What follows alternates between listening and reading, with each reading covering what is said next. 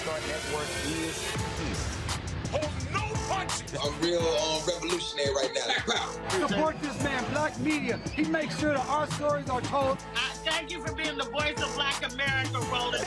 I love y'all. All momentum we have now, we have to keep this going. The video looks phenomenal. See, this difference between Black Star Network and Black-owned media and something like CNN. You can't be Black-owned media and be scared. It's time to be smart. Bring your eyeballs home. You dig?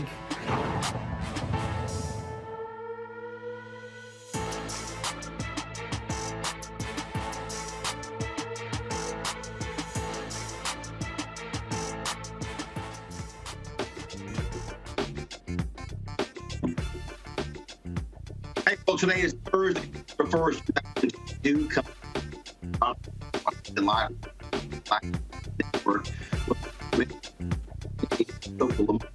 Lumumba on the water. What is the state doing or not?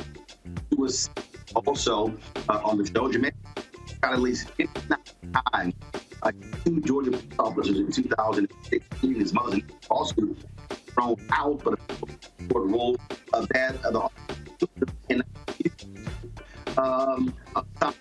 we'll talk to her about AT&T getting the $325 million lawsuit by and who said it's their business for Georgia as well. Plus, the Black grassroots organization looking for breaking away from the Black network will explain what this all means. Also, how much profit the Research Center at the whole of America, but also Americans who said that their ancestors were not in breakdown that particular poll. Plus, President Joe Biden tonight, he was talking about threat to democracy.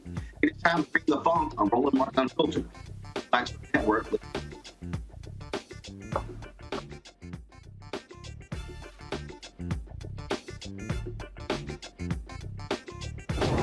Whatever the miss, he's on it. Whatever it is, he's got the scoop, the fact, the find. And when it breaks, he's right on time and it's rolling. Best believe he's knowing. Putting it down from sports to news to politics. With entertainment just for kicks, he's rolling. Yeah, it's Uncle Roro, y'all. Yeah, it's Roland Martin.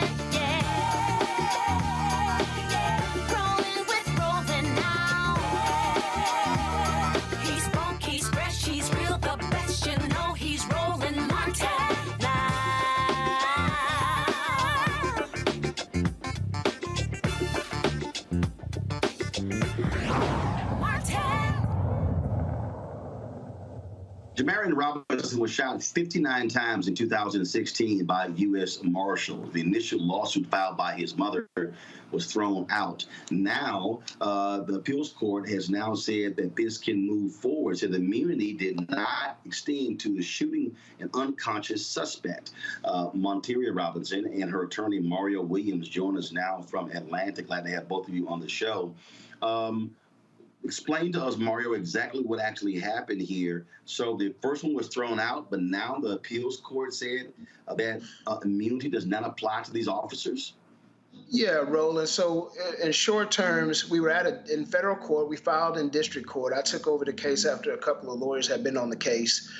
We filed what they call summary judgment. The district court judge, who is now actually the chief judge of the district court in Northern District, Georgia, he ruled against us. He said that qualified immunity applied, that there was no tribal issue on constitutional violation. We appealed to the 11th Circuit. On Monday, the 11th Circuit reversed the district court, saying that qualified immunity does not apply and that they should be, and they will actually stand a jury trial. Monteria, obviously this is great news, and this is one of the issues that we have often talked about, how qualified immunity is used to protect police officers. Yeah, correct. So with that being said, this case does take away think Ms. Robinson's with mic that is being said, this is a great thing because There we go. But actually, Ms. Robinson, you can start over because we couldn't hear you. Now go ahead. Now we can hear you. sure. As you were saying, yes, I'm overjoyed. I'm ecstatic about the ruling. And I always say that a lie never wins. But this case, with this verdict, it does set precedents, which takes away officers' qualified immunity, which violates a person's Fourth Amendment right. And so I'm grateful and overjoyed that the ruling is now in my favor. Mario, again, this story here was shocking, shot 59 times, and again, it just speaks to the fundamental issue that we have in this country, where law enforcement, they operate with impunity, and for the most part, they get away with it. I tell you what, Roland, people need to understand the facts of this case. So here's this. Unfortunately, Jamarion was suffering from mental illness. The police were called out there to come get him and help him. They took an entire SWAT team out there. He was up at the top of a landing, about 13 stairs. They were downstairs. They shot at him over about 100 times. About 57 bullets penetrated his body. But here's the issue with the video. After he was lying on the ground at the top landing, they threw a flashbang up there. And so they claimed in an incident report and a supplemental use of force report that once the flashbang went off, he wasn't moving, nothing. And they had the audacity to say they went up and dragged his body downstairs and tried to save his life. The video that you have on the screen came out. We hear the flashbang, but then we hear rapid gunfire about 20 seconds into the flashbang. The U.S. government, GBI, Georgia Bureau of Investigations, reopened the situation and said, hey, look, man, are you sure you didn't fire gunfire after the flashbang went off? We know you said that he was lying there motionless. Are you sure? No, we didn't do it. Well, the district court said, well, I'm going to believe the officers, basically, just what you said. Even though we hear the gunfire, even though we see the officers outside the door being startled and looking back in the home, well, the 11th Circuit said, absolutely not. There is gunfire after the flashbang. A reasonable jury could believe you executed this young man. And so you're going to not have qualified immunity, and you're going to stand trial on this issue. And for that, we're very grateful. That is, again, what is often the case, Materia, a lot of parents, they pretty much settle for a settlement as opposed to moving this thing forward. Y'all have not given up in pursuit of justice. Is that directly toward me? No, we have not given up. And actually, to be honest, I've been beating the pavement aggressively for the past 6 years. And Mario can tell you that I don't take, no as an answer. If I don't, and I'm not sure too if you're also aware about the earlier part of this month, Roland, we did find out that one of the officers was still employed as a SWAT trainer here in Atlanta, Georgia. So I'm not. That's another thing that I had to tackle also too this month. And this month was my son's anniversary, August the 5th, 2016 was the date of his death. So. Yes, I'm not playing with them. Yes, I've been kicking and knocking down doors. And now we're here. Come next week, September the 6th, we'll be in federal court here in Atlanta, the Richard B. Russell building, for a hearing where the officers have filed a motion to have their case heard in federal court. So that's where we are right now as of today. And Mario, do you expect the federal government to appeal this decision? Well, the process at this point is what they have to do actually, because it was a published opinion, and what that means is it set the law for Alabama, Georgia, and Florida. They would have to ask for the entire 11th Circuit to reconsider this decision, which is highly unlikely. They might do it. They have 45 days to do it because of the government. Normally, it's a shorter amount of time. But, Ro, I do want to touch on something for people to understand exactly what Ms. Robinson just said. These officers have been indicted. There's a hearing on their criminal charges next week. So you have a situation where officers were indicted in a criminal case on multiple charges. including a violation of oath of office. You can see the indictment. Yeah, there it is. And the district court still denied Ms. Robinson a jury trial, and it took us to go to the 11th Circuit to get a jury trial on these officers. And it is really sad that indicted officers in the United States of America, having murdered a young man just ruthlessly, would still be training SWAT officers on firearm use. I mean, think about that now. Ms. Robinson found out about it, went out there and boycotted, and suddenly the government officials in that county said, okay, well, we're going to pull him off that training. But this man was indicted after murdering somebody, and he's still on getting paid and training SWAT officers, including firearm use.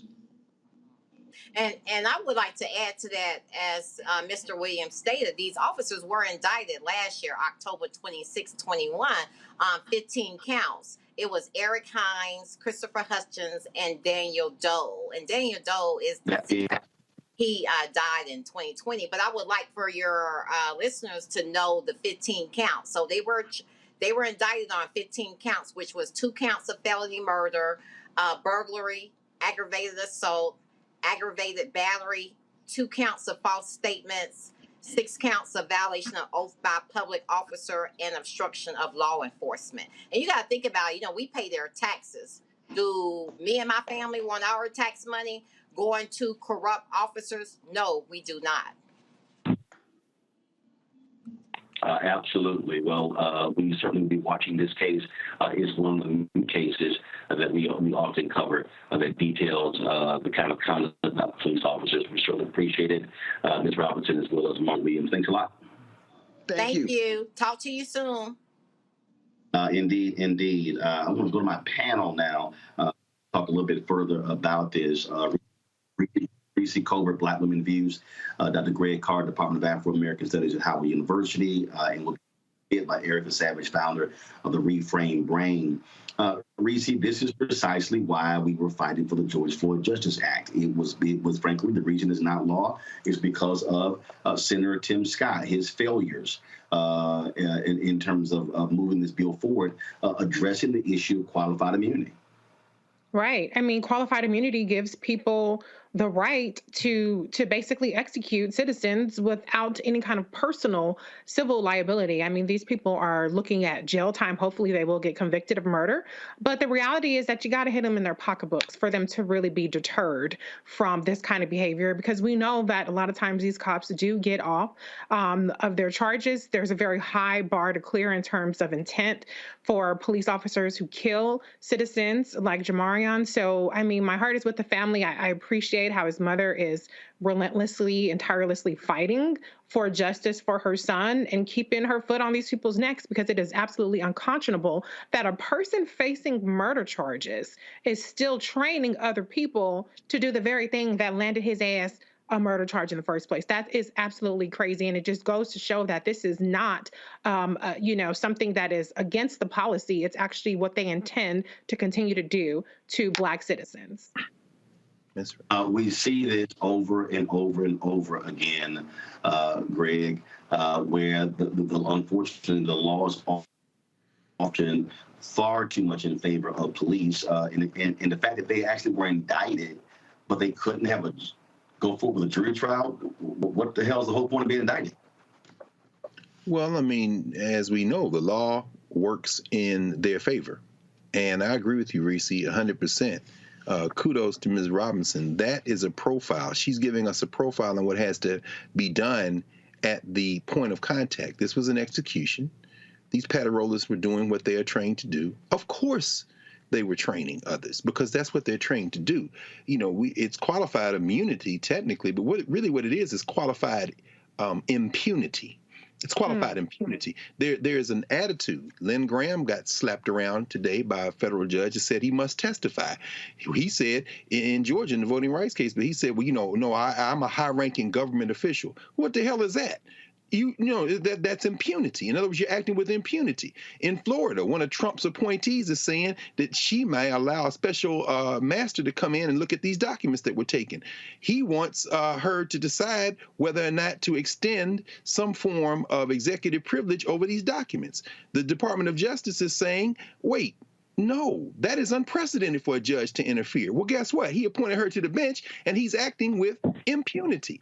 These cops are acting the way that this culture trains white people to act when it comes to the law applying to them. The law doesn't apply to me when it comes to black people. The law doesn't apply to me at all if I can get to a certain rank. So these, again, finally, I agree with you, Reese. Mrs. Robinson, what she is showing us is how, as we continue to fight to make Senator Tim Mission Accomplished Scott irrelevant and take Joe Manchin and Kristen Sinema with you, while we're working on that end, she, having found out that they were still training officers, she didn't call anybody. She didn't go on approach. She went out there. Guess what? Enough of people do that, and this will end. So, yeah, all support for her, and I'm grateful to you for having that conversation with her and her lawyer, because that's what we need to see more of. And Reese, this is also why when we talk about voting, and again, people, I love these people who keep saying, "Oh man, y'all keep beating that dead horse. Y'all ain't nothing but a whole bunch of Democratic shields, and all you do is suck up the Democratic Party." Folks, who appoints federal judges? That's right. The party in power. Who confirms or declines federal judges? The party that controls the United States Senate. So y'all can sit here and y'all can call me and call Reese and call Greg and call Erica and call anybody Democratic shield all you want to. But and then I love people say, man, it's their performance bye-bye about with black women, other than all that shit don't mean nothing. It has no impact on my life. Do you now understand the role of federal judges? Y'all, all this stuff is linked. And as long as we continue to give Republicans power over federal judges, these are the lifetime appointments. We better wake up and pay attention. Breezy.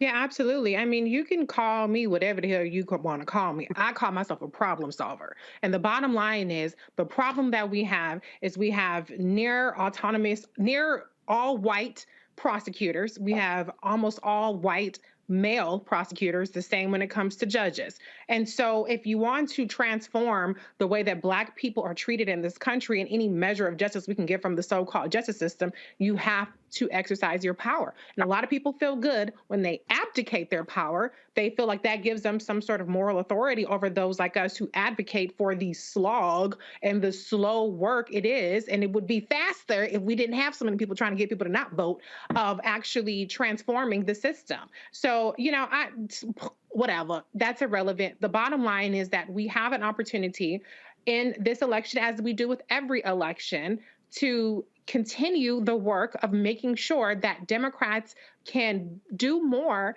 to change the way that this system works for us. We've seen a lot of changes in a lot of areas. If we get a filibuster proof, whether that means eliminating the filibuster or gaining more seats, we're not going to get 60 seats. But if we gain more seats to make Manchin and Sinema irrelevant, we can see the George Floyd Justice and Policing Act pass if we hold on to the House. And when we talk about the prosecutors in Fulton County, when you talk about sometimes like in the Ahmaud Arbery case where the Attorney General came in and they appointed a special prosecutor there, that's also coming from Republican leadership. So we have to leave no stone unturned. Republicans leave no stone unturned, from school boards to election boards to judges to everything running down the gamut. So we have to have that same energy. And if you're not with that, then go on the hell over there and shut the hell up and let the rest of us do the work that we need to do to continue to try to move this country forward. That's right. Indeed. Got to go to break, folks. A lot of stuff we're covering. AT&T lawsuit filed by 3 black men. We'll talk to the 2 black men. We'll talk to the mayor of Jackson, Mississippi. We will also going to talk about in a quick money segment $2 billion on political campaigns this year. Oh, y'all know what they're offering black-owned media is a joke. We'll break that thing. You're Roland Martin Unfiltered from the Black Star.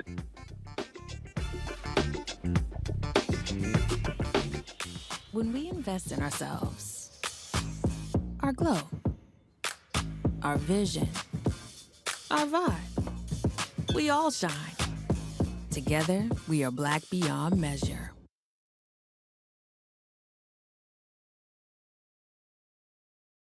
Can you believe the nerve of these Republicans? They only want to block progress for our community. They talk about cutting Medicare and Social Security. They played politics with veterans' health care. They voted against the George Floyd Justice and Policing Act and funding for our HBCUs, and against lowering prescription drug costs for our seniors.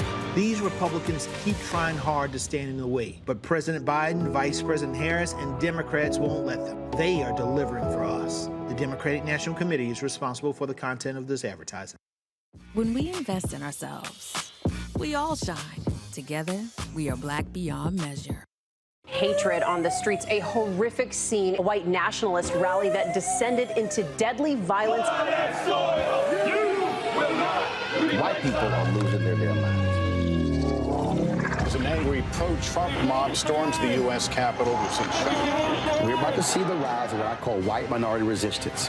We have seen white folks in this country who simply cannot tolerate black folks voting. I think what we're seeing is the inevitable result of violent denial. This is part of American history. Every time that people of color have made progress, whether real or symbolic, there has been what Carol Anderson at Emory University calls white rage as a backlash. This is the rise of the Proud Boys and the Boogaloo Boys. America, there's going to be more of this. Here's all the Proud Boys, guys. This country is getting increasingly racist in its behaviors and its attitudes because of the fear of white people. The fear that they're taking our jobs, they're taking our resources, they're taking our women. This is white fear.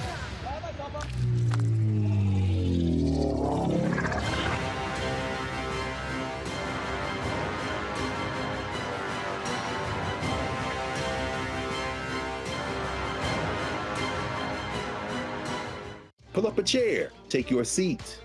The Black Tape with me, Dr. Greg Carr, here on the Black Star Network. Every week, we'll take a deeper dive into the world we're living in. Join the conversation only on the Black Star Network.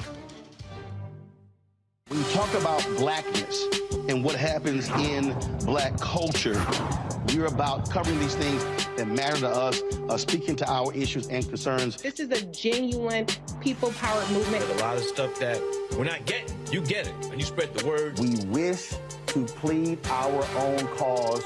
Too long have others spoken for us. We cannot tell our own story if we can't pay for it. This is about covering us. Invest in black-owned media. Your dollars matter. We don't have to keep asking them to cover our stuff. So please support us in what we do, folks. We want to hit 2,000 people, $50 this month, raise $100,000. We're behind $100,000, so we want to hit that. Y'all money makes this possible. Check some money orders. Go to P.O. Box 57196, Washington, D.C. 20037-0196. The Cash App is $RM Unfiltered. PayPal is R Martin Unfiltered. Venmo is RM Unfiltered. Zelle is Roland at RolandSMartin.com. How y'all doing? It's your favorite funny girl, Amanda Seals. Hi, I'm Anthony Brown from Anthony Brown and Group Therapy. What up, Lana Well, and you are watching Roland Martin Unfiltered.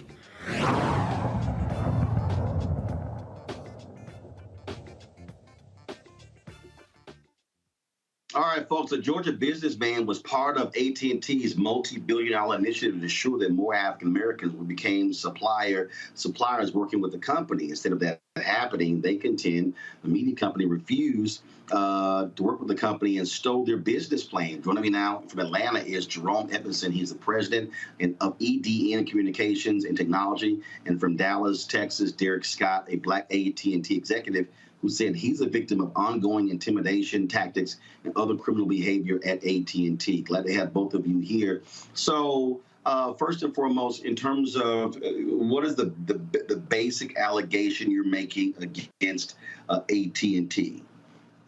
Well, Roland, first of all, thank you for having us on your show today. And, you know, when we look at technology in our country and bridging the digital divide, you know, from the 9/11 Commission, the U.S. Department of Commerce made a decision to put out an RFP to make sure that never again in this country first responders would ever have to go without communicating. And from that, the Department of Commerce birthed the FirstNet Authority. AT&T won that $9 billion lawsuit and 20-year, $47 billion initiative. EDM Communication, my company's communication and process as being the first Black FirstNet authorized dealer, was to ensure that this technology reached our community and bridged the digital divide in Black community and Black law enforcement. And not only did we set out to do that and win every month for an 8-month time period, and I want you to understand and the listeners to understand that this contract only lasted for 8 months before it was terminated for convenience. But for that 8-month time period, we were first and second every month in the company, putting this technology in Black law enforcement with organizations like the City of Dallas, Georgia Department of Juvenile Justice, Houston. Even when the NFL came to Atlanta, we put over 500 devices for security and inside of the NFL to ensure that this technology worked. And all of a sudden, one day I wake up and got with over $25 million in sales for it to an email that says, you know what? You're growing too big. Your contract is terminated for convenience. And the gentleman that's on the phone with us, Derek Scott, was my AT&T manager who said differently. And I'll let you tell you what happened to him once he began to refute that terrible decision that they made. Derek? Yeah, I appreciate that. And thanks again for the time today. I think Jerome's absolutely right. This was a 9-month process where Jerome and I didn't know each other before this time and point, and they put us together. And when they did, we started to do exactly what we were asked to do. It was my job, and Jerome to do his job. Once that began to happen, I started to see some anomalies inside of AT&T that made me question, was this something that was across the board for all people that were in this program and partners in this channel, or was this just specific for the Black entrepreneur that was into this organization? As I dug deeper and started asking questions, that's exactly what I found. So once I found that, I started asking the questions, if this is going to be something that's for everyone, or are we treating them differently? Once I started exposing that, there became the issues of the 9 months of complete hell for myself individually inside AT&T, as an AT&T employee, and for Jerome outside. So to answer your question specifically, I'm specifically in a lawsuit with AT&T for retaliation and for racial discrimination, or for discrimination rather. So those are the two things from my perspective inside of AT&T that led to this 9-month to 1 year retaliation and discrimination lawsuit.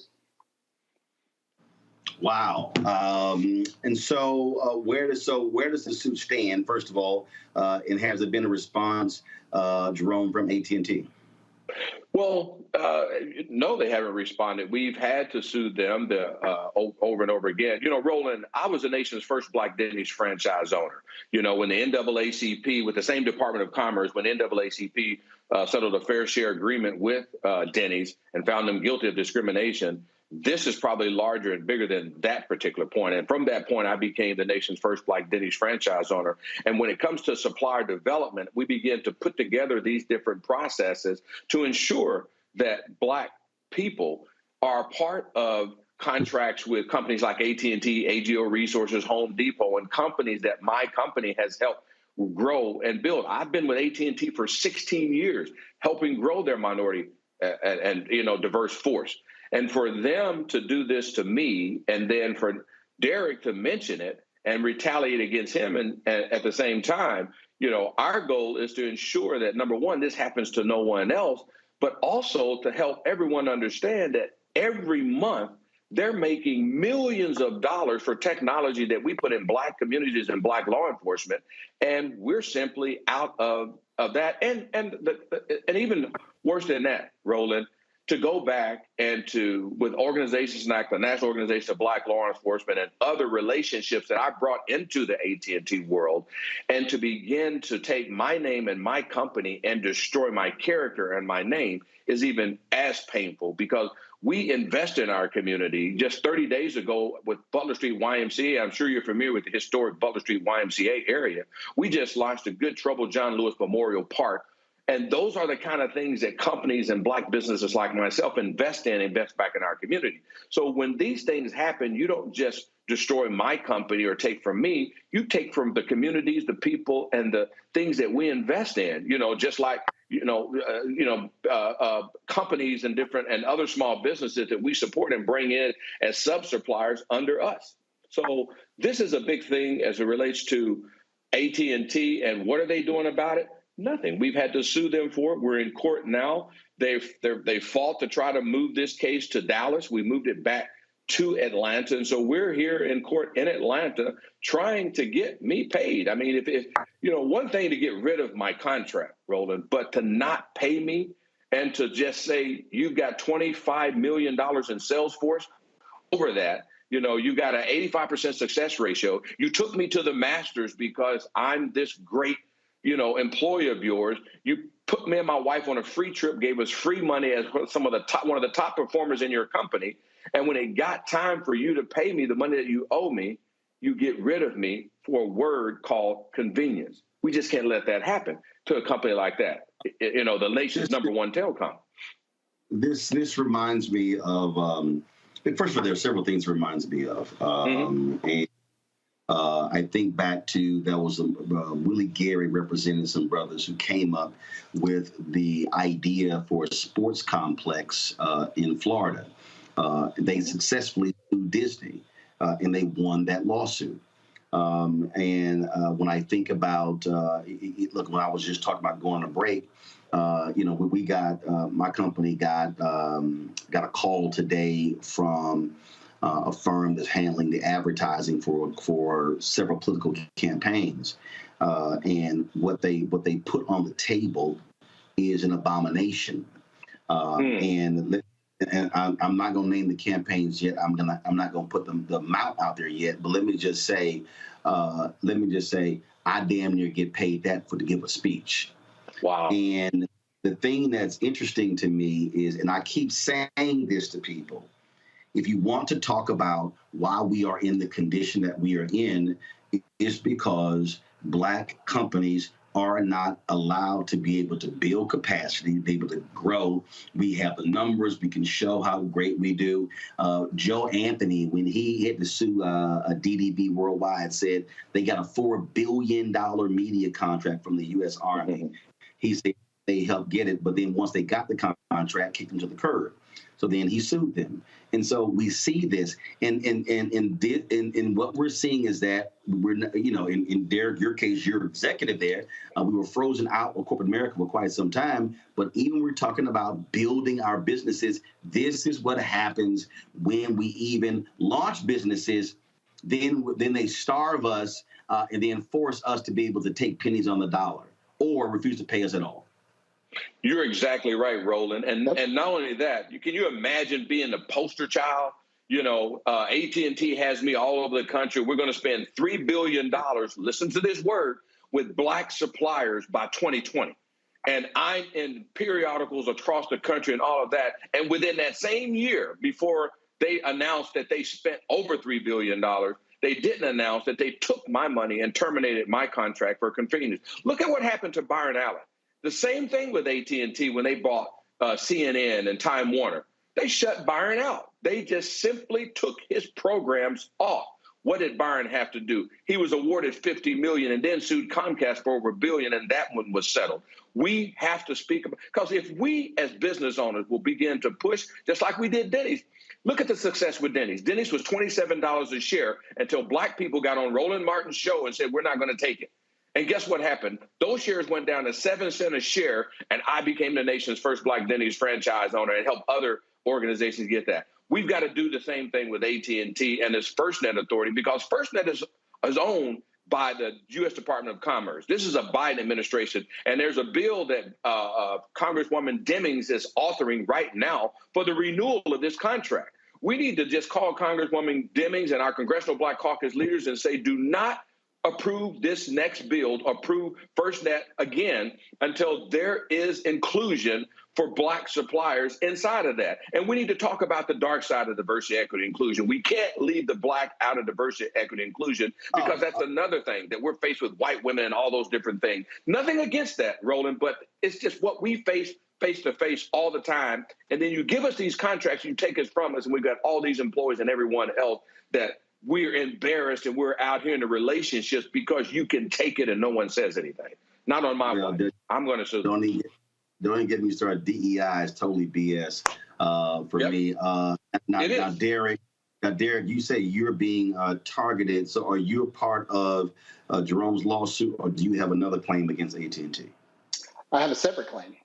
So as much as we're talking about outside, it's happening inside as well. The shackles are on inside as well as outside. So I'll give you a few examples of what they've done to me since I've met Jerome and since I've started asking these questions.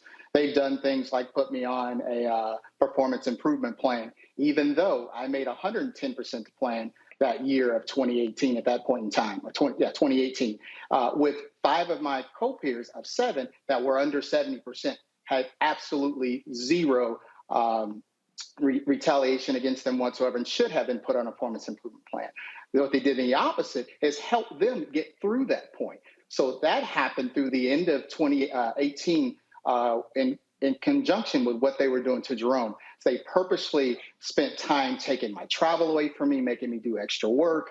I spent an extra 40 to 50 hours a week just explaining my daily job on top of doing my job, and I still performed at that job.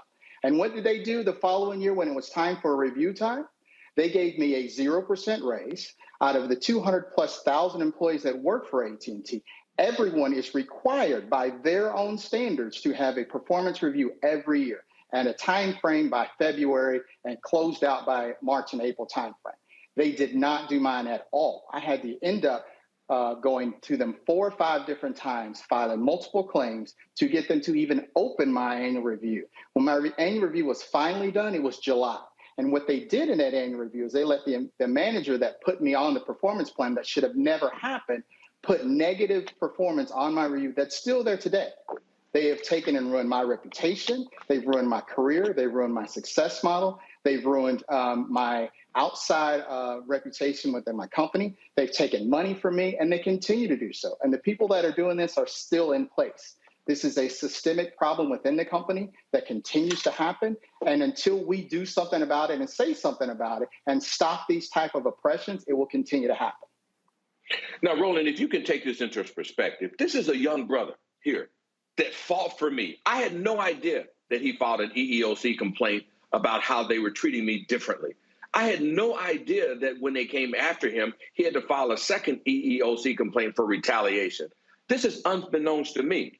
I'm thinking they're attacking me, but this young man was in position to be an AT&T officer, you know, and they gave him to me because they said, well, we think Jerome can work better with a black manager. Okay, I did. We were successful at what we were doing. We're #1 into the company every month. We're beating companies like Panasonic, Dell. Nobody could compete with us because it's true that if we come together as a community, begin to do business with one another, it was law enforcement. We didn't just deploy Department of Juvenile Justice, which was the first net deployment and the largest.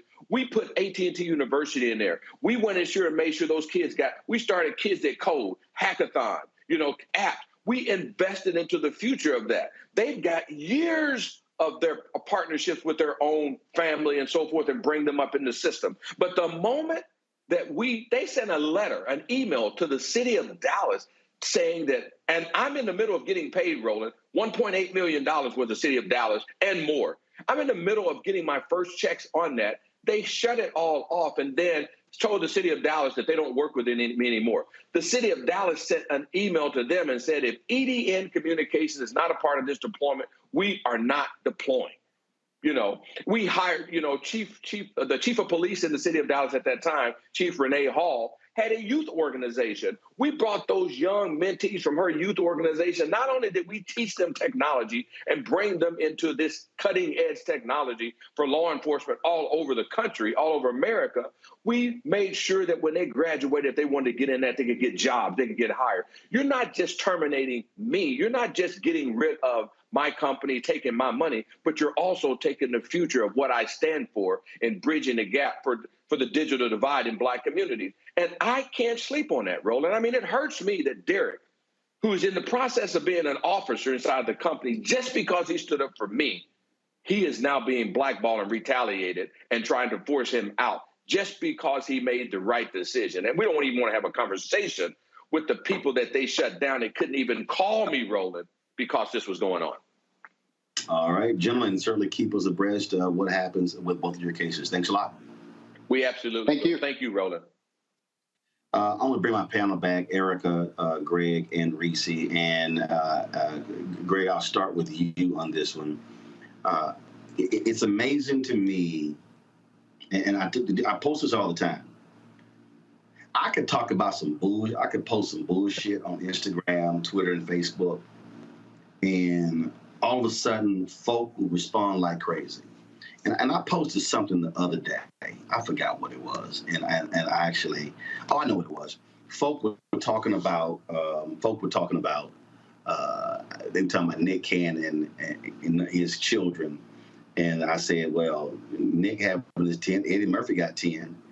And all these folks responded, and what was a trip was, it may have had 500, 600, 700 comments. And I said, you know what, that's real interesting. Because when I post about us not getting access to billions, is 7, 8, 10.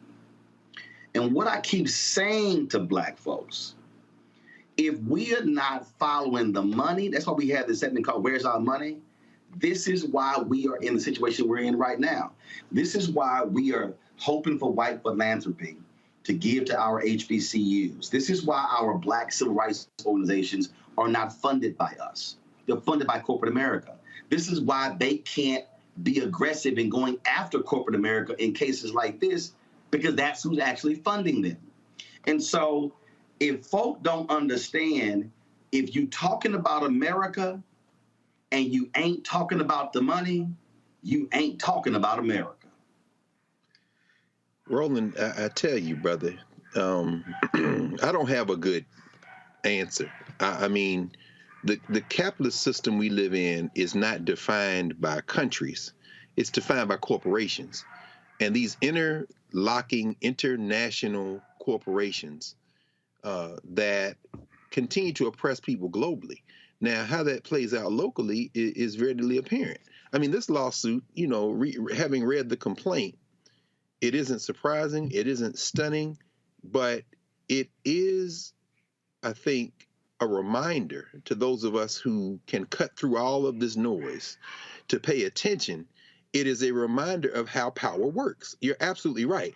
I mean, to read the complaint and understand that Brother Edmondson avers that AT&T didn't even know what Noble was, didn't realize that Black law enforcement officials through cities like Dallas and Atlanta control over 50% of first responder budgets. And so when AT&T figured out that he had better in than they did, and in the complaint he avers that his sales force outsold all of AT&T's Lily White sales force, they basically decided to cut his throat. I mean, you talk about a move that we should be up in arms about. It was remarkable to see how these white boys just decided, hell no. And so for Dallas to respond as it did, for him to get the venue, continue to be in Atlanta, you know, I can imagine Jerry Jones picking up the phone, talking to his golf buddies at AT&T and saying, we're going to get this N-word out the paint. I don't give a damn what you... And then meanwhile, here we are paying our monthly bills to AT&T, worried about how many kids my friend Nick Cannon has.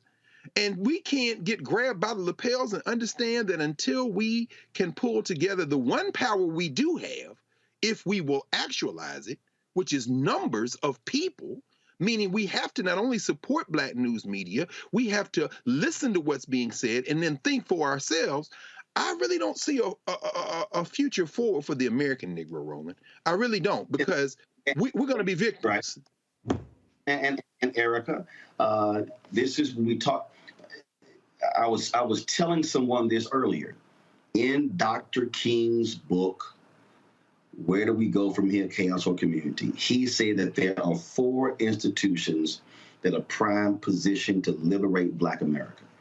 He said the Negro Church, the Negro Press, Negro fraternities and sororities, and Negro professional and business organizations. And what he said specifically, and the reason I focus on this, obviously because it's media, I focus on this because what he said is that the Negro press cannot fall for the conservative and must maintain its militancy. That's right. Then he talked about professional organizations and fraternities and sororities. What he's talking about, this is the collective mass of Black people where you can use your power and your leverage to be able to make a series of demands. And so if all of a sudden, that's what Operation Breadbasket was about. That's what Reverend Leon Sullivan was doing in Philadelphia, who introduced that concept to Dr. King, who adopted it as Operation Breadbasket. There were plans to create Operation Breadbasket chapters across the country, separate from the Southern Christian Leadership Conference. As Coretta Scott King said, they killed my Martin when he started talking about the money. And so what I am trying to get these hard-headed Black folks today who keep saying, man, you out here begging a white man for money. Well, fool, you go. What did the robbers say? Why you rob banks? Because that's where the money's at. So part of our deal is we've got to have our institutions, our Black churches, fraternities and sororities, business, professional organizations, and Black media align, asking the question, what a check. I know, look, reparation folk, you trying to get the political people to do that. I'm talking about the money that exists right now. And if we are so fixated, Erica, on bullshit, on housewives, on comedic shows, on laughing and dancing and how many kids somebody have and whatever, then they sitting here going to the bank cashing checks, and then we still sitting here broke as hell wondering why we can't afford to build our communities. And the other thing, you know, a few points which you made there, when we talk about pillars, the first one that you named, Black folks, the Black church, we are the most philanthropic group in this country. So that's off the top, period. That's where people take their coins, to the church. And we are the most giving, not even talking about the extra tipping that we do to kind of add in the notion that Black people don't tip, which is a complete and utter lie. But then that makes me think about, too, when you talk about those 4 specific institutions, about the Chamber of Commerce. Now, they're supposed to represent all businesses within a community, but we know that that's another arm of Republican right-wing ideology and ways to get people riled up and to communicate to those folks that are in Congress. They do it all day, every day. They have an institution whereby members do pay a fee to be a part of the chamber at different levels, and then they communicate their list of demands to their legislators, both at the state level and at the congressional level. So listen, I think, you know, it's a few things. We can do housewives and we can also be about our business at the same time, but we have to do something that I've heard Reese and Greg talk about earlier. We have to keep our foot on the gas. And I think that we can do that with a real focus, with an understanding that this is something that happens in elections with Republicans all the time. There's always foolishness that we see on their side. But one thing that we know that they have in common is that Republicans lean heavily authoritarian, but they all sing off of one sheet of music. So if we can get people to understand that the policies that are going to help progress us and move us forward and get us to a place where we are able to call our own shots are not with the party that literally wants to see us dead. And that lies heavily within the Republican Party, the chamber, and other entities that really are called to make sure that their list of demands are made known and that that legislation and policy does pass through. See, the reason some people get mad at me, Reese, when I bring up the housewives is not that it's because people watch. I know you do. I know you watch it. But here's the point that I keep making. It's the fact that we literally watch more than 50 hours of TV per week. Mm-hmm. And we are watching those shows on non-Black networks, but we get mad if a Black network put the same show on, saying that degrades our people, but we still watch the other networks. I'm trying to deal with the money. My next guest is the Jackson, Mississippi. Why are they in the condition they're in? It's also the money. When the white folks left with them, when we are deprived of contracts, then guess what? You can't get the money. when we're deprived of city contracts and county contracts and state contracts and federal contracts and corporate contracts and school board contracts, then you literally have no economic infrastructure. So you are left to beg white folks for donations.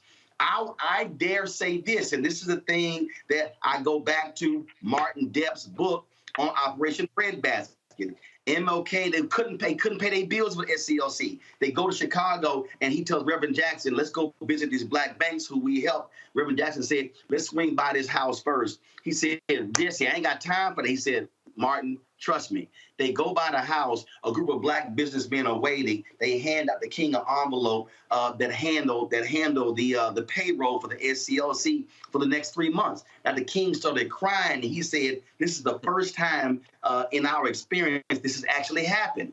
I keep saying to our black civil rights groups, if y'all are fighting a good fight on behalf of black businesses, you're not going to need a $500,000 corporate donation because somebody black could give you $1 million. But that only happens when you free up the contracts. Right.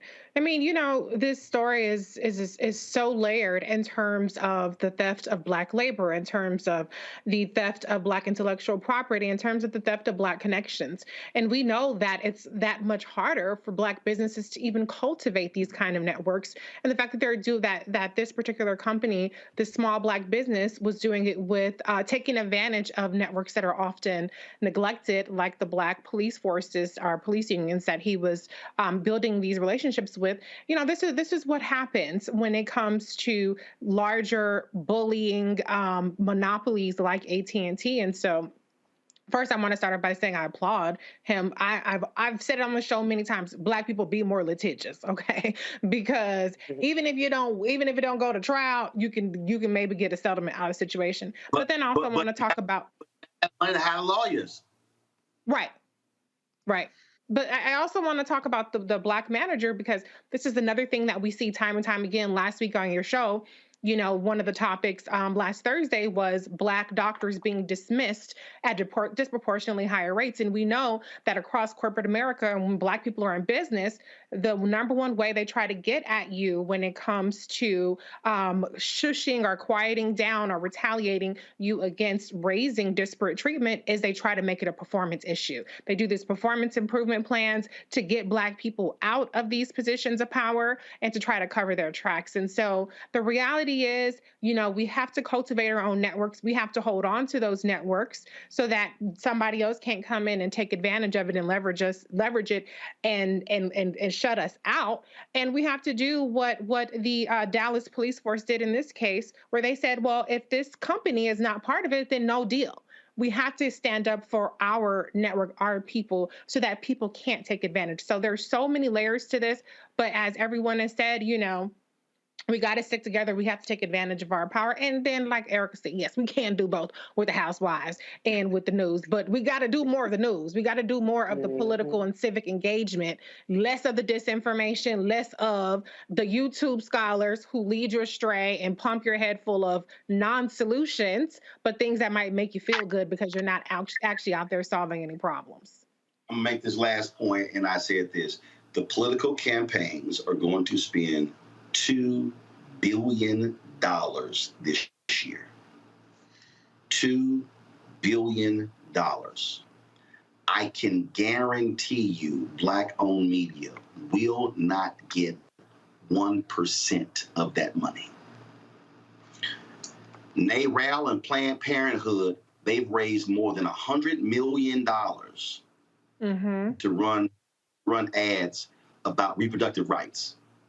Black women, black women's organizations, Deltas, AKAs, Sigma Gamma Rho, Zetas, Links, Ladies of Distinction, Eastern Star, y'all should be saying how much of that money y'all spending towards black people. Oh, but y'all want sisters to come out to vote. But you ain't gonna spend the money with sisters. The same should be saying for all the different campaigns. Not just the black folks running for the United States Senate, but the question should be asked of Sherry Beasley's campaign, Mandela Barnes' campaign, Raphael Warnock's campaign, Val Deming's campaign, Fetterman's campaign in Pennsylvania, and the others. who's controlling the money? White ad agencies, white political consultants, and what are black people getting? Are we getting the influencer money, or are we getting the media money? Because I'm telling y'all right now, the media budget is bigger than the influencer budget. Yeah. What I'm trying to explain to folk is, I'm trying to walk y'all through what the apparatus is. What I am explaining to everyone here, and again, y'all just saw we ran an ad from the DNC. We just got that ad buy. We appreciate that. Is it a six-figure ad buy? No. Should it be? Yes. But we hope it's going to be. But this is precisely why we can't hire hundreds of people. This is why there's no... Everybody's watching me. I need y'all to understand something. If you break down how many actual news reporters Black-owned media has right now, I guarantee the number ain't 50. I want y'all to think about what I just said. I'm talking about Blavity, The Griot, Ebony, Essence, Black Enterprise, Urban One, NNPA, Black Star Network. If I threw in a couple of more, let's say, I guarantee you, who's actually doing news reporting? It ain't 50, because we can't afford it, because we get frozen out. So when y'all hear me talking about calling certain companies out, now you got to understand the money is what's behind it. And if you don't access the money, then you cannot grow. You cannot build. Always follow the money. Roland, I mean, to connect these two things very plainly, as you're talking, I'm thinking about the fact that these white companies see fit to give Charlemagne the God a minstrel adjacent news ish commentary show. So I'm not one of the Housewives fans for this reasons. Those things are curated to continue to keep our people away from political conversations like this. AT&T is trying to cut out a man who is subsidizing kids that code. And these kind of things. See, a great deal of this is political. These two things, one of the reasons why we have to fight to subsidize black media is that black media that is doing this kind of work is in direct opposition to these companies. And we have to pay attention to what's going on, not just in the United States, but in the world. While we're here right now, today, the African Caribbean Summit began in Barbados. The Prime Minister of Barbados gave a speech where they are connecting the continent of Africa to the Caribbean for trade, for investment, and it is based on a clear political understanding. The American Negro, meanwhile, does not even know that it's taking place. And there you go. With the Black Star Network, we looking inward. These people are playing for keeps, y'all.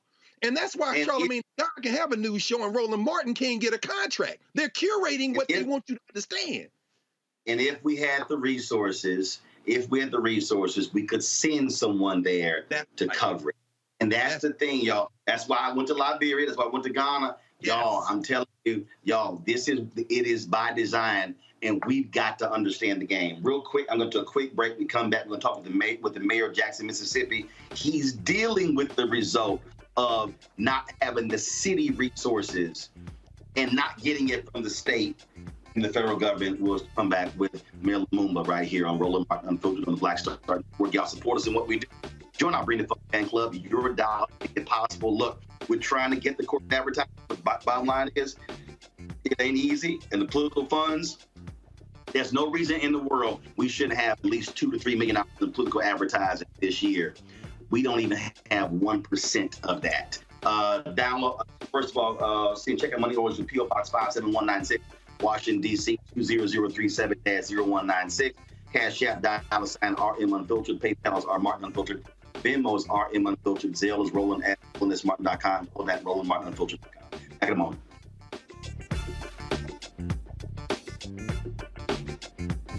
When we invest in ourselves, we're investing in what's next for all of us.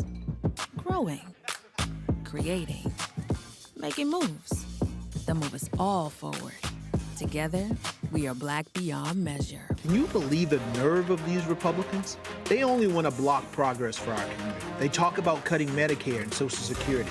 They played politics with veterans' health care. They voted against the George Floyd Justice and Policing Act and funding for our HBCUs, and against lowering prescription drug costs for our seniors. These Republicans keep trying hard to stand in the way, but President Biden, Vice President Harris, and Democrats won't let them. They are delivering for us. The Democratic National Committee is responsible for the content of this advertising.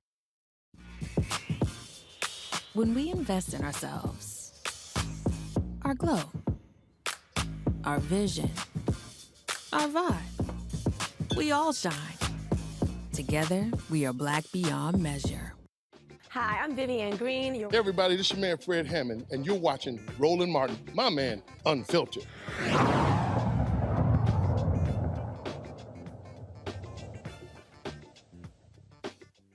Why does Black-owned media matters? Because we have been covering the story of Jackson, Mississippi all week. We live streamed the mayor's news conference on yesterday. We reran that whole news conference during yesterday's show. We are not going to operate like mainstream media. Give it about 30 seconds or 1 minute. That's why we're staying focused on it. Jackson, Mississippi is a majority Black city, 80+%. The mayor is Chokwe Lumumba. He joins us right now. He has been on the forefront, keeping his residents abreast of what's happening there. Mayor, always good to see you. Glad to have you here. You had to correct the governor with your news conference on yesterday. He pretty much threw you and the city under the bus, but you had to make it clear what the actual facts are regarding the water condition there in Jackson. Yeah. Well, first and foremost, it's always good to speak with you, my brother, and thank you for lifting up the issues that our people have been suffering under. We've been lifting this up for more than 2 years. It has been a part of every legislative agenda that my administration has had. And I've been in office, I'm in my 6th year now. And so, we've been met with that resistance, and we've continued to sound the alarm, letting it be known that it's not a matter of if these systems will fail, but when these systems will fail. And we have the receipts for that. Now, I have been unapologetic. I have been I have not been bashful in sharing why those reasons are. And at this moment, when the state came into my office on Monday and shared that they were going to bring some resources, I told them, well, we open our arms to that. And so we need far more. We have to make certain that when the cameras go away, that is not where the effort ends. And we have to make certain that it's not just about stabilizing the system in this moment, but building a sustainable, a dependable, and an equitable system. And I say equity because not only do we have a system that fails on many occasions, we have a system that has a disproportionate effect on the blackest and brownest parts of our city. In South Jackson, the areas that are the furthest away from the water treatment facility and at the highest elevation, people have recognized that inequity. And the reality is that we don't have a lever that distributes water from North Jackson to South Jackson. But what we do know is that when values are established on properties, those things are considered. And so we have to better understand things like city and urban regional planning and how it affects our communities and the disproportionate effect that it provides on our families and the exploitation of Black bodies and Black families. So this is quite interesting. As you are talking, conservative Eric Erickson has hosted a radio show out of Georgia. And he literally sent this tweet 3 minutes ago. He said, and I'm reading this a quote. He was responding to a Washington Post story about what's happening in Jackson. He says, quote, "This is getting really fucking ridiculous. The Jackson water problem is not a climate change issue. It is a government failing to collect payments, losing money, and failing to maintain and upgrade infrastructure problem. The climate stuff is cult-like." Well, first and foremost, in terms of the history of this problem, to be very clear, my family moved to Jackson in 1988. In '89, as a little boy, I remember the crash of our system, the inability to use water for prolonged periods of time. And it's happened so many times in the course of my life. It is very difficult to reflect on exactly how frequent it has been. I've listened to package after package of residents in Jackson that say that it's just a part of our lives. And so let's be clear on that. And so that was before some challenges that the city did have. I am an introspective person. I think we have to be an introspective city. And one of the things my administration has attempted to correct is the exploitation of a international corporation that came into Jackson before I took office and installed meters that didn't work and stranded bills and further crippled the financial conditions. And so it's just not, this picture of incompetence that is attempted to be displayed. It is the exploitation of Black communities time and time again, which is part and parcel of what we're talking about. When we talk about, what has had and what has led to this system, there certainly is a role for climate change to play, has played a significant role in this. We're experiencing hotter summers, colder winters, and more annual precipitation. What that has led to is, issues of a flood that is bringing in water of a different chemistry that complicates the treatment process of our water treatment facility, such as what has happened today. It has led in the summer when we're dealing with Mississippi heat, clumping in the soda ash that we must distribute into our system and unevenly falling into the system, and a need to weatherize it. 2 Februaries ago, when it made international news that Jackson was in this situation at that time, when we suffered a winter storm that debilitated our system. It froze raw water screens. We had an inability to get water in the plant. Therefore, we had an inability to get treated water out of the plant. These are things that we have the receipts on. These are the things that I've been screaming for years. I said that Jackson is actually the poster child for the infrastructure needs of our country, and it's far past time that we invest in it. Questions from our panel. I'll start with you, Reese, for the mayor. Hi, Mayor. Thank you so much for being with us. I've been hearing some rumblings about part of the reason that funding is kind of being withheld or kind of held in limbo from the state is because of trying to get leverage for taking control over the airport in Jackson. Do you believe that that has any kind of bearing on the lack of funding that has gone your way from the infrastructure package? Or do you think, what do you think should be done in terms of those negotiations? Yeah. So I will say that there has been an ongoing fight for us to maintain control of our airport, an airport that our city invested in, an airport that largely our decision of where it was located at the time it was built has worked to the benefit of surrounding communities. In fact, we housed our airport in an area right outside of Jackson called Rankin County, whereas conventional wisdom at that time would have said that we should have put it between Jackson and Vicksburg because those were the more densely populated areas. And so as the surrounding communities have grown, they now look in a vile way towards Jackson and talk about how they want to build around it.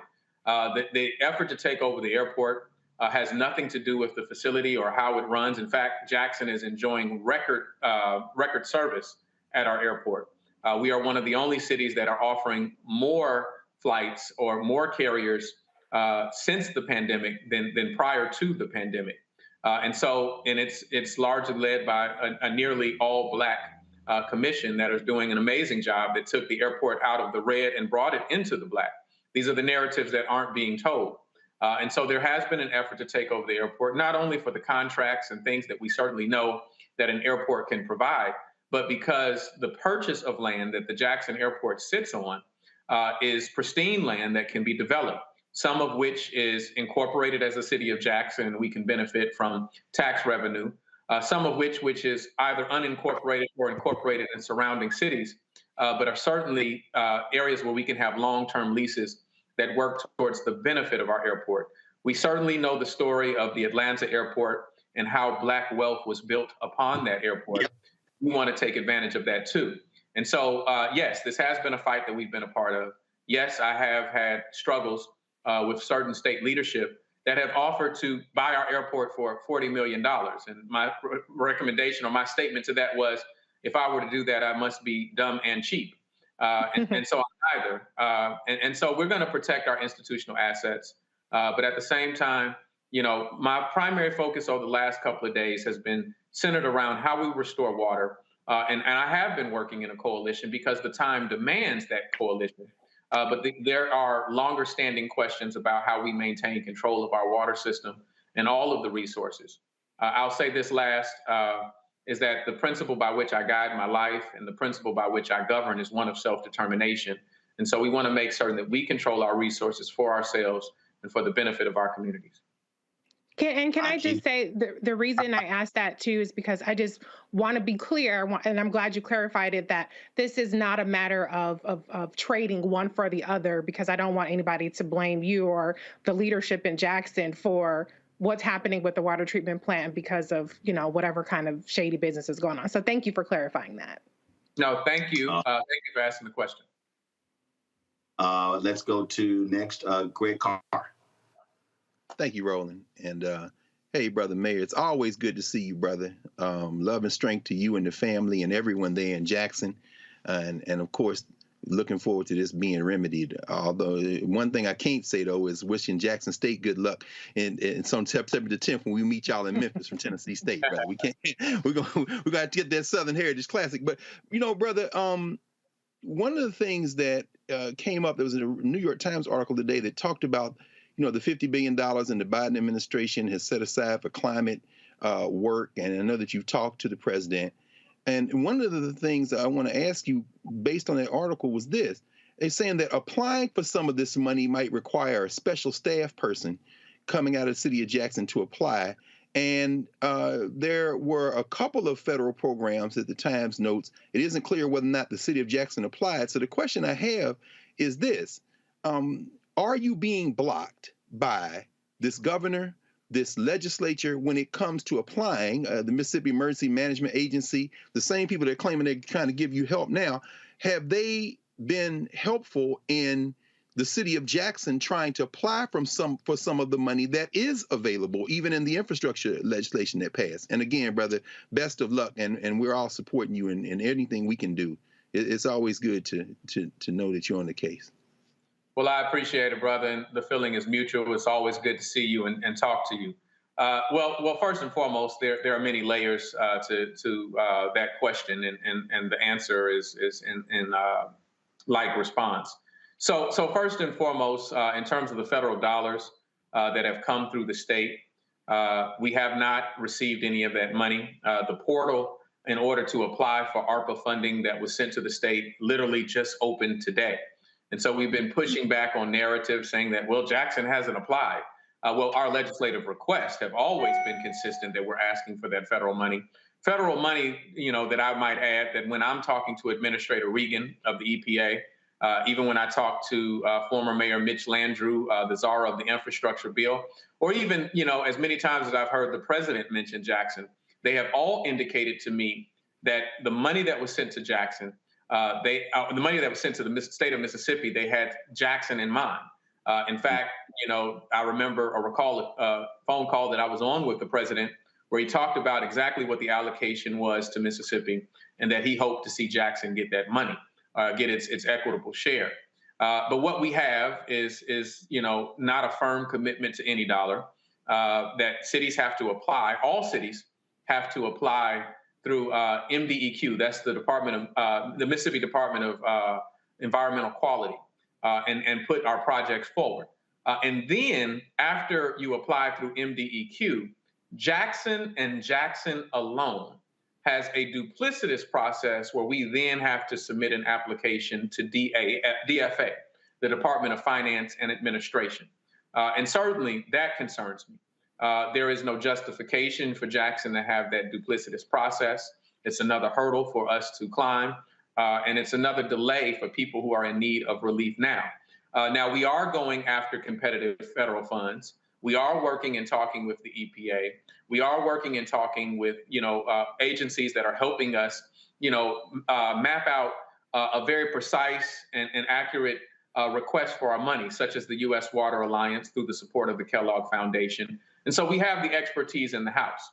We're looking at BRIC funding, which is a federal grant that can provide large, competitive, but large sums of money to help repair infrastructure and help in resiliency. We are looking at WARTA funds. We're looking under every pot. And of course, we're looking at the Justice 40 initiative of the EPA, a piece of legislation that was authored that you know, was tailor-made for Jackson as you read that and read, the qualifications, the prerequisites for a city to apply, it speaks to a city like Jackson like no other legislation does. Thank you, brother. Thank you. Erica. Hi, Mayor. I'm so glad that you can be with us today, and I echo sentiments of my colleagues around thinking about Jackson, Mississippi, and really praying for quick remedies. My question is around we've read and seen, and you shared with us that Jackson, Mississippi is 80%, about 80% Black. And this month, September, is Suicide Awareness Month. And just thinking about the brain being 80% water, our bodies being about 60 to 75% water. Water is an essential element within us and around us. So with this environmental racism, I would say that you and your constituents are facing, do you have the necessary support in place? And has your law enforcement, your teams, have they been briefed that, if they see some activity around people who may be suffering with mental illnesses, to not be so quick to use force because of what you all are experiencing right now, which is a water crisis? Well, the simple answer is no. We do not have all of the resources to contend with the challenges that our families and communities are dealing with.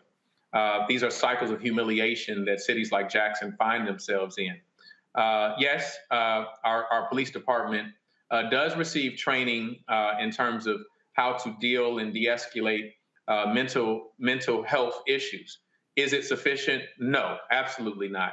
We're talking about an occupational culture that's a difficult thing to break.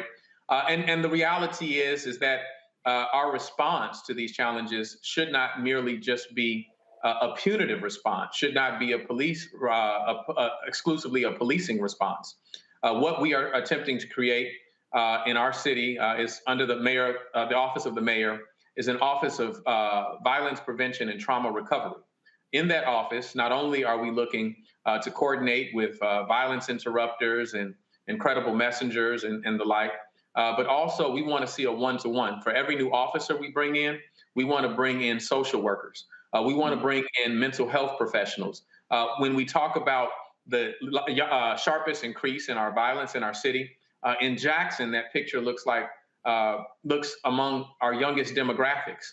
We believe that as we have had to make the choice between a bad decision and a worse decision in the midst of a pandemic, we have often taken young people out of the institutions in which they thrive.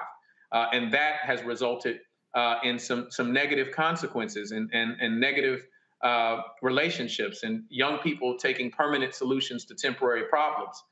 Instead of just making that a police response and substituting policing for parenting, what we're trying to do is also lift up curfew centers, centers where, when we see a young person that is out past a time that is a threat to them or a threat to community in some other way, instead of arresting them when often criminal activity has not ensued, let's take them to a place where we can remediate what is the actual root cause that has them wandering on the street in the first place. Those are the type of holistic responses that I think that we have to incorporate in our communities. And that's what we're trying to do in Jackson. And I thank you for sharing that, Mayor, because I just wanted to tie the current crisis in with also mental health as well. So thank you for sharing that. Thank you. Mayor, we certainly appreciate it. I am here in Houston. Your fellow mayor, my alpha brother, Sylvester Turner, they're having a water drive tomorrow for the folks in Jackson. It's taking place from 7 to 12. And I'm sure there are other mayors across the country who are doing their part to help you and the folks in Jackson, Mississippi. Well, I appreciate it, brother. I like how you slipped in that alpha brother thing. I like to say shout out to the Kappas as well. That's one. I didn't miss that earlier comment about Jackson State. So we're no longer even going by Jackson State. You can just call us Jackson. Y'all know who we are when we're coming, right? Just keep in mind, Mayor, you talking to an alpha there as well. So as always, Kappa.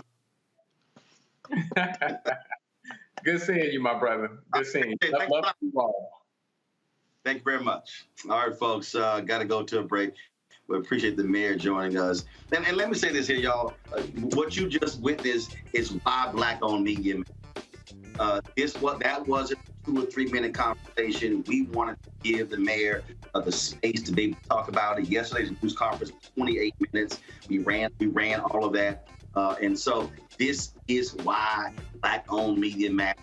So this is why y'all got to download the Black Star Network app. This is why you got to tell your friends and family. Because I'm telling y'all right now, mainstream ain't covering none of this. You're not going to see the AT&T story. You're not going to see that Jamarion Robinson story. You're not going to see that kind of conversation with the mayor and even the rest that we got here on the show. And so that's why we do this 2 hours a day. We go a bit longer sometimes, late today, having some serious technical issues, which is also part of the deal when it comes to resources, being able to upgrade our infrastructure. And so, folks, download the Black Star Network app, Apple phone, Android phone, Apple TV, Android TV, Roku, Amazon Fire TV, Xbox One, Samsung Smart TV. Support us as well, folks, with your resources. We're working right now feverishly by January to launch a 24-hour streaming channel. We want to be able to expand our news coverage, but we can't do it without the resources. That's P.O. Box 57196. Washington, D.C. 20037-0196. Cash App, $RM Unfiltered. PayPal, R Martin Unfiltered. Venmo is RM Unfiltered. Zelle is Roland at Martin.com. Folks on YouTube and Facebook, hit the damn like button, y'all. Seriously. More than 3,000 y'all watching total, and we haven't even hit 1,000 likes. So hit the doggone. Look, hit the like button is free. It don't cost you nothing. All it takes for you is just a click, like button, that's it. So when I come back, we should easily be at 1,000. In fact, we should be at 1.5. We should be at 1,500 likes on YouTube. Y'all, let's get it going. Be right back. When we invest in ourselves, we all shine. Together, we are Black beyond measure. Can you believe the nerve of these Republicans? They only want to block progress for our community. They talk about cutting Medicare and Social Security. They played politics with veterans' health care. They voted against the George Floyd Justice and Policing Act and funding for our HBCUs, and against lowering prescription drug costs for our seniors. These Republicans keep trying hard to stand in the way, but President Biden, Vice President Harris, and Democrats won't let them. They are delivering for us. The Democratic National Committee is responsible for the content of this advertising. When we invest in ourselves, we're investing in what's next for all of us. Growing, creating, making moves that move us all forward. Together, we are Black beyond measure.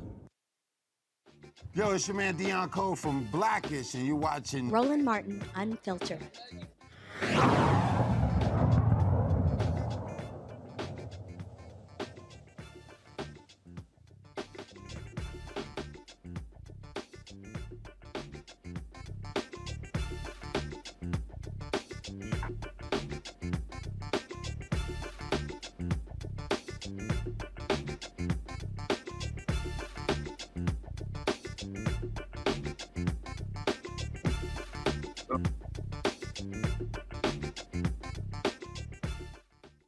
Folks, the Black Lives Matter organization has been in a state of flux over the last couple of years. From the moment they announced the $90 million they had received in the wake of the death of George Floyd, they have been under intense criticism. Folks have been criticizing former co-founder Patrisse Cullors for the purchase of personal homes for her, but also a home for the organization. You've had the Black Lives Matter Global Network, a whole back and forth over their board of directors, who's controlling the group, who's controlling the money. Well, today, the Black Lives Matter grassroots announced, in essence, that they are separating themselves to fully explain this. This is their first interview. They had a live stream earlier. This is their first interview explaining this. It's Melina Abdullah. She, of course, leads Black Lives Matter Los Angeles. Melina, always glad to have you. So explain to folks what y'all have decided, because when you look at that press release, that statement, it sounded very contentious in blasting the Black Lives Matter Global Network, the foundation, if you will, for a number of things when it comes to what you labeled in the press release as self-dealing. Absolutely. So not only are we publicly making sure that people understand, or doing what we can to make sure that people understand that the Global Network Foundation is in the hands of a highly paid consultant who earned, according to their own reports, won't say earned, I should say given himself contracts, according to his own reporting, of $2.2 million at the beginning of 2020 alone. Right? So we want to make sure that we distinguish ourselves from them, that we are separate from them, but we're also suing them. We filed a lawsuit this morning. We know that when people donated to Black Lives Matter very generously in 2020, especially, but also through the last 3 years, that they were donating in order to contribute to the work that's being done on the ground, to the work that's being done to end qualified immunity, and the work that's being done to build a Black infrastructure in cities like Buffalo, to the work that's being done in the names of our stolen loved ones to topple unjust political systems and systems like prisons and policing. And so those dollars should rightfully belong to those who birthed, built, and are fueling the movement, as well as our platforms. So people might notice a shift in what they see on Black Lives Matter social media. That's because in March of this year, again, a usurper, one of these highly paid consultants named Shalomia Bowers, logged us out of our own social media and is now using consultants to post on the platforms that we built over the last 9 years. The BLK Lives Matter platforms are in the hands of someone who is not Black Lives Matter, who in fact is a consultant that never had their boots on the ground, who never has been in the streets, who's never put their lives and their careers and their bodies on the line, but is using our work and the names of our loved ones to enrich himself.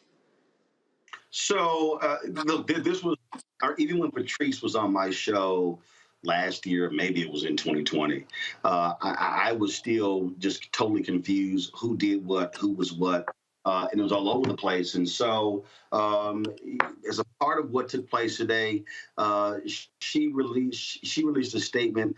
This is part of it. She says, "When I stepped down from the BLM Global Network Foundation in May 2021, I left a transition plan meant to ensure that grassroots retain the social media accounts as the forward-facing body of BLM, being handed the financial assets to advance the movement and continue to be the body that represents Black Lives Matter." I mean, isn't part of this situation where we're in right now is because it was convoluted in the first place in terms of who was doing what, who was over what. And so now you're left at a place where the money was going to the foundation. The foundation was supposed to disperse it to these various entities. And now she leaves, and now, you know, someone else takes over it. And so now it's sort of like all over the place. But you didn't have a continuity of leadership. Because even when she left, you didn't actually have a team that was left in place. Like it was hell for me just to even find out who the hell to talk to. That's right. That's right. And so there were two people who were very trusted that were named to be the senior executives of the Global Network Foundation. That's Makani Temba and Monifa Bandele. Unfortunately, the same political consultant refused to open up the books to them. So they said, "I don't want that mess." And they were actually never onboarded to lead the Global Network Foundation through this transition. Listen, when Black Lives Matter was born in 2013, when it came out of our collective rage when George Zimmerman was acquitted in the murder of Trayvon Martin, we were all just stepping into our sacred duty. We were building what we said was a movement, not a moment, right? And it took some time to develop structure. I was fully committed, and many of us were fully committed to continuing as a movement, not a moment. But this Global Network Foundation was kind of formed to receive these resources. And it was important that the boots on the ground also had a name and an umbrella. And so actually before the 2020 uprisings, we decided to assemble ourselves as a collective of chapters under the banner of BLM Grassroots, because there had been another consultant who we thought was misrepresenting Black Lives Matter, and we wanted to draw that distinction. When Patrice took the helm back after the 2020 uprisings commenced, there was kind of some better coordination and clearer vision. But then when she stepped down again in 2021, it caused an additional mess and opened up the way for, again, this usurper to seize control because he seeks to enrich himself. So y'all are suing them. You're suing them to gain what? We're suing them for the dollars. We're suing them for the social media platforms, which were actually built and maintained long before there was a Black Lives Matter Global Network Foundation, right? BLK Lives Matter on Twitter and Instagram started very early in our work. 2013, 2014, we start gaining followers. So we built up these platforms. I was the main one who posted to our BLK Lives Matter Instagram, which has 4 million followers, right, who are looking for the work that we do on the ground. So we're suing for the return of those platforms, and we're suing for the return of our name. So they need to stop representing themselves as Black Lives Matter. They're really damaging our reputation. They're saying things that are harmful and hurtful and contribute more to the trauma of families. And this is not who Black Lives Matter is. So we're suing for, again, the dollars, the social media platforms, and our good name. Questions from my panel. Let's see. I'll start with Erica. All right, thank you so much for connecting with us this evening. And I saw that there was a piece that Black Lives Matter, the Global Foundation, had, I guess, done an insight philanthropy on yesterday. So just really interested in seeing, they're posting like, it seems like every, 2 or 3 hours via Sprout Social. So my question for you would be, you say you're suing to get that capital that you yourself have sweat equity into. Those consultants that are posting, out of curiosity, are those white folks? Are you all familiar with them? And how much are they being paid to do what they're doing currently? So I've never been on the inside, and thank you for that question. I've never been on the inside of the Global Network Foundation. I don't really know with certainty how much folks are being paid and who the folks are. I can say that the board is populated by 3 people, and the person who for some time maintained individual control, sole control over the board, is someone named Shalomia Bowers. He is not white. He is a Black person who practices Judaism and does not really connect with Black community. In fact, when we were in a more cordial relationship, he shared with me that he'd never even been to a protest. So this is who's kind of at the helm. You'll see that his firm, Bowers Consulting, is the #1 expenditure from Black Lives Matter Global Network Foundation. I don't know who the other folks are. I do know that there was some time when most of their consultants were in fact white. I don't know if that continues to be the case because I'm not on the inside and I don't have a friendly relationship right now. Thank you for your work. Thank you. Reese. Thank you, Melina, for being here. I do recall, and Roland probably remembers this, that these board members were on the show, Roland specifically, in May, and it seemed a little inadequate, the kinds of reforms, I guess you can say, they were putting in place.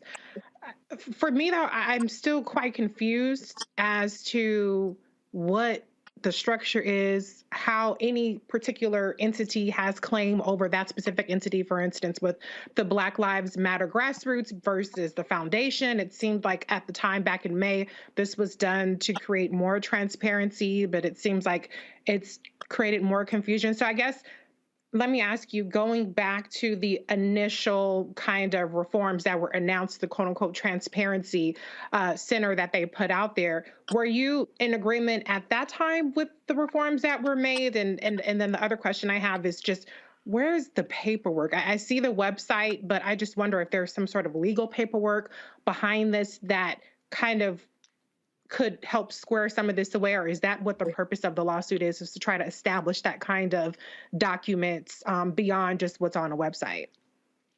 Right. So that is the purpose of the lawsuit. And thank you for that question. Let me say that the Global Network Foundation can't even spell transparency, like quite literally. If you go to the Black Lives Matter Instagram, they have a post now that says transparency, and transparency is literally misspelled.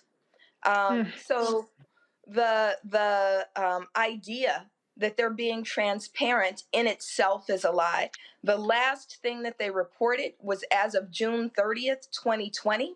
We don't know what Bowers has paid himself since June 30th, 2020. We know that first reporting period was $2.2 million. We know that there's many other expenditures that went to, again, these highly paid consultants, but we don't know where those dollars have gone. The lawsuit will be helpful in demanding information. There we go, misspelled transparency. Yes. Greg. Thank you, Roland, and it's good to see you, Doc. Good to see you, sis. And Good to see you, Dr. Carr.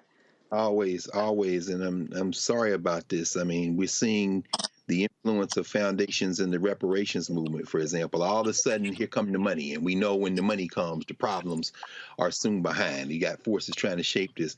I guess, you know, my question is really around how you imagine this might possibly be and could be resolved in terms of this beyond obviously litigation and because of course they have posted today that Black Lives Matter Global Network Foundation alleging that the grassroots organization got a $7 million budget and there were $10,000 a month stipends put in, and of course these numbers begin to pile up, and the simple fact of the matter seems to be that once money is involved like that, then you can almost predict what's going to happen next. How, and of course, Alicia Garza has been here in the last month talking about the work that they're doing, the census, the Black Census Project, and all that kind of thing. How, and given your long experience as an organizer, as a thinker, as an academic, as a sister in the street doing this struggle work, what would be the best case scenario in terms of trying to figure out a way to achieve some form of operational unity? Is this a matter of one or two people that just need to be taken out of the process in your mind? I mean, I don't know. I'm asking. So when we talk about operational unity, Dr. Carr, and you know this better than anybody, right? You have to start with people who are aligned basically in terms of vision. The people who are in charge of the Global Network Foundation right now have no interest in advancing Black liberation. What they have an interest in is lining their pockets. And so we absolutely have to move them out of the picture.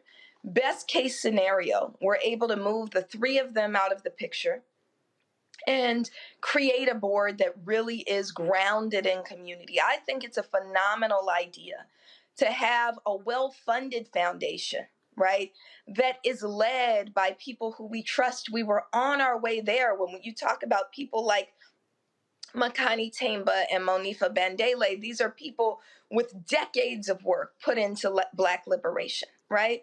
Yes. I think it's a phenomenal idea for them to have charge of dollars that can be used for Black liberation. They can do that work. We can set up a foundation in a way that's self-sustaining, right? Where you give a percentage of the foundation away, you grant it out. You grant some of it to Black Lives Matter chapters, and you grant some of it to other Black liberation organizations every year, sustainably, right? And then I think it's wonderful to have, a sister organization that is the boots on the ground, like Black Lives Matter Grassroots. The issue is they don't share our vision for Black liberation and are moving based on self-interest. So best case scenario, they will be moved out.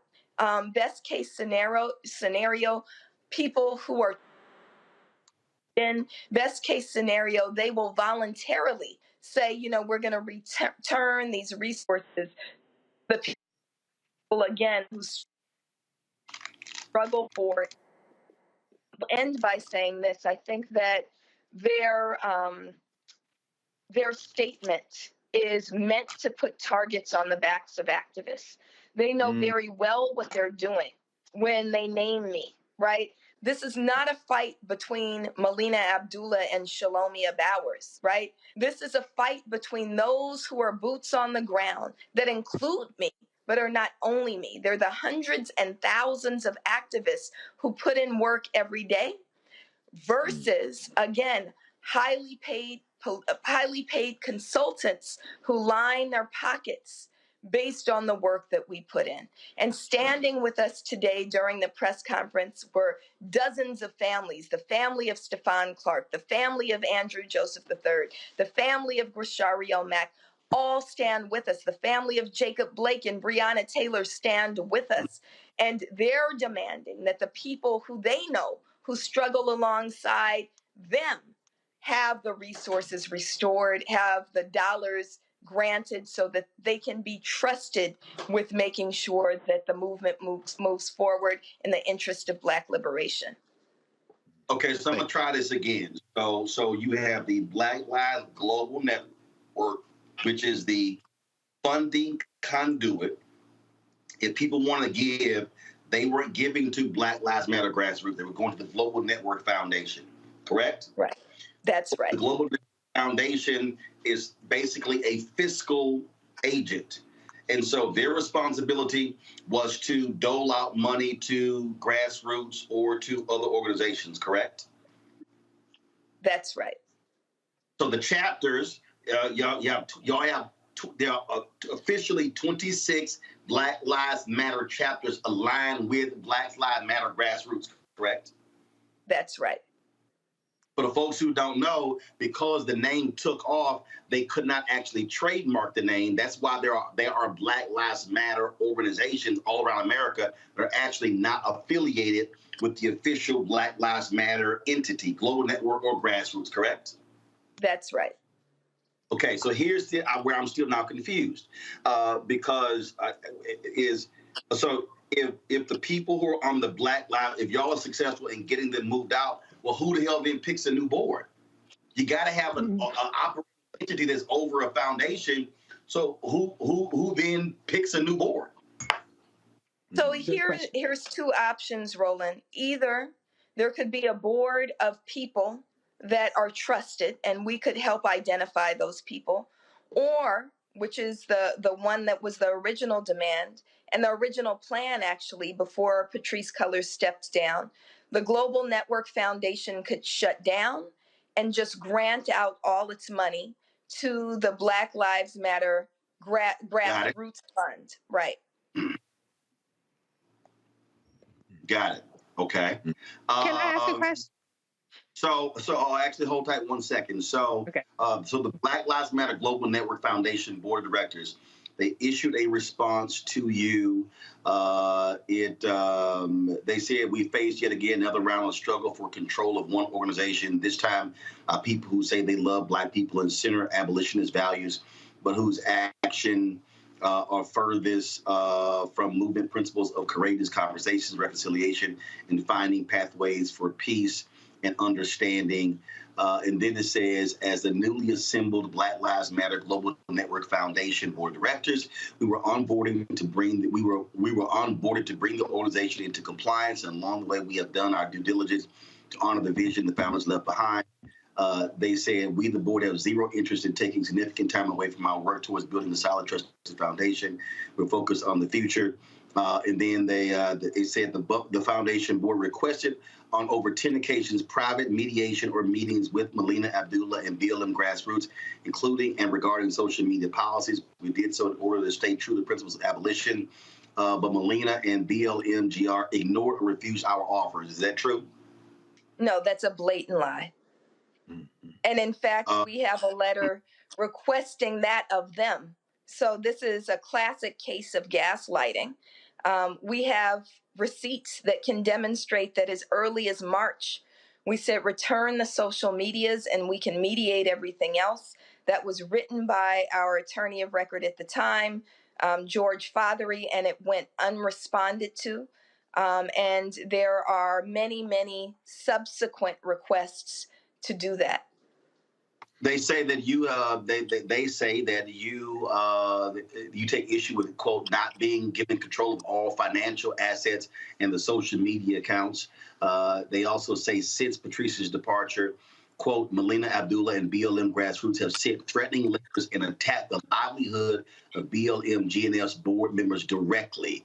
Not only have they demanded the resignation of current BLM GNF leadership in efforts to seize the financial resources of BLM GNF via intimidation tactics, but they have quite literally forced the firing of a BLM GNF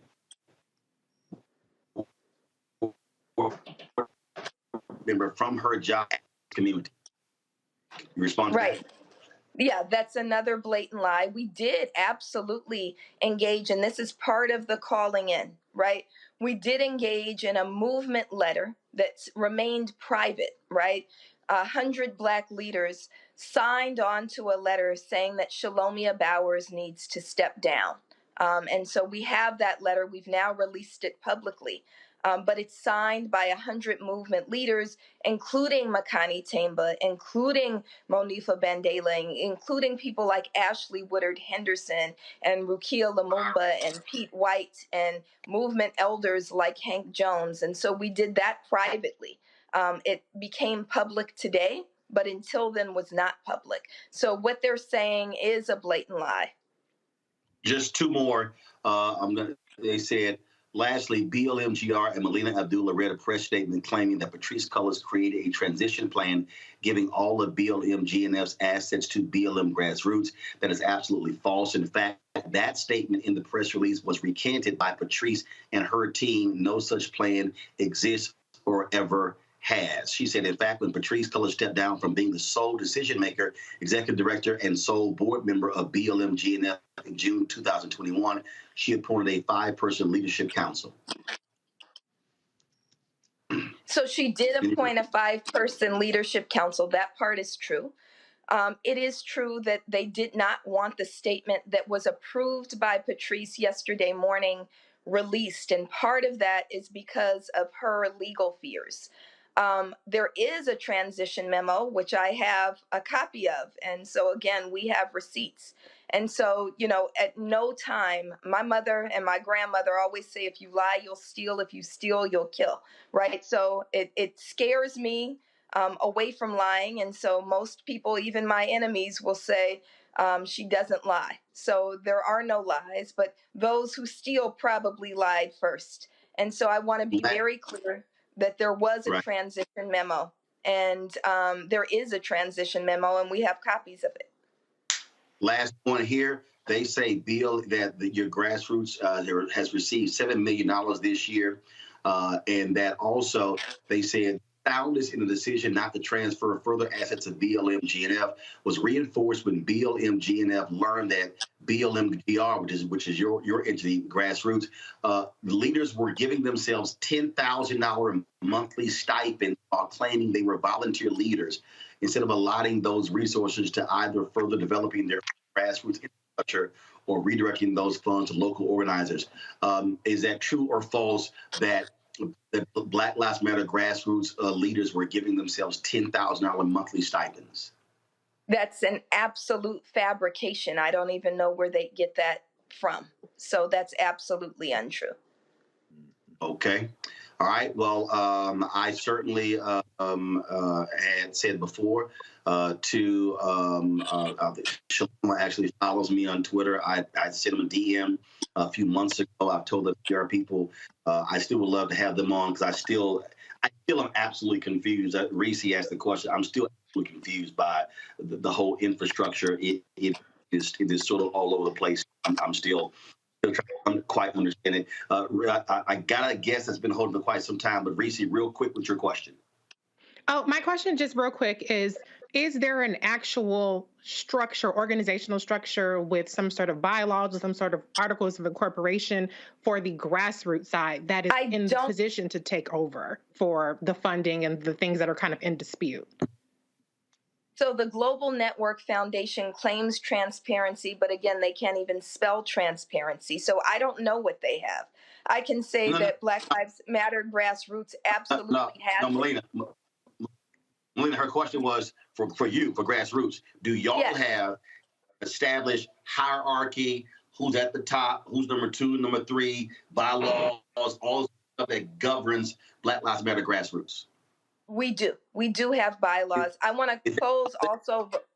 I'm sorry. Is that published?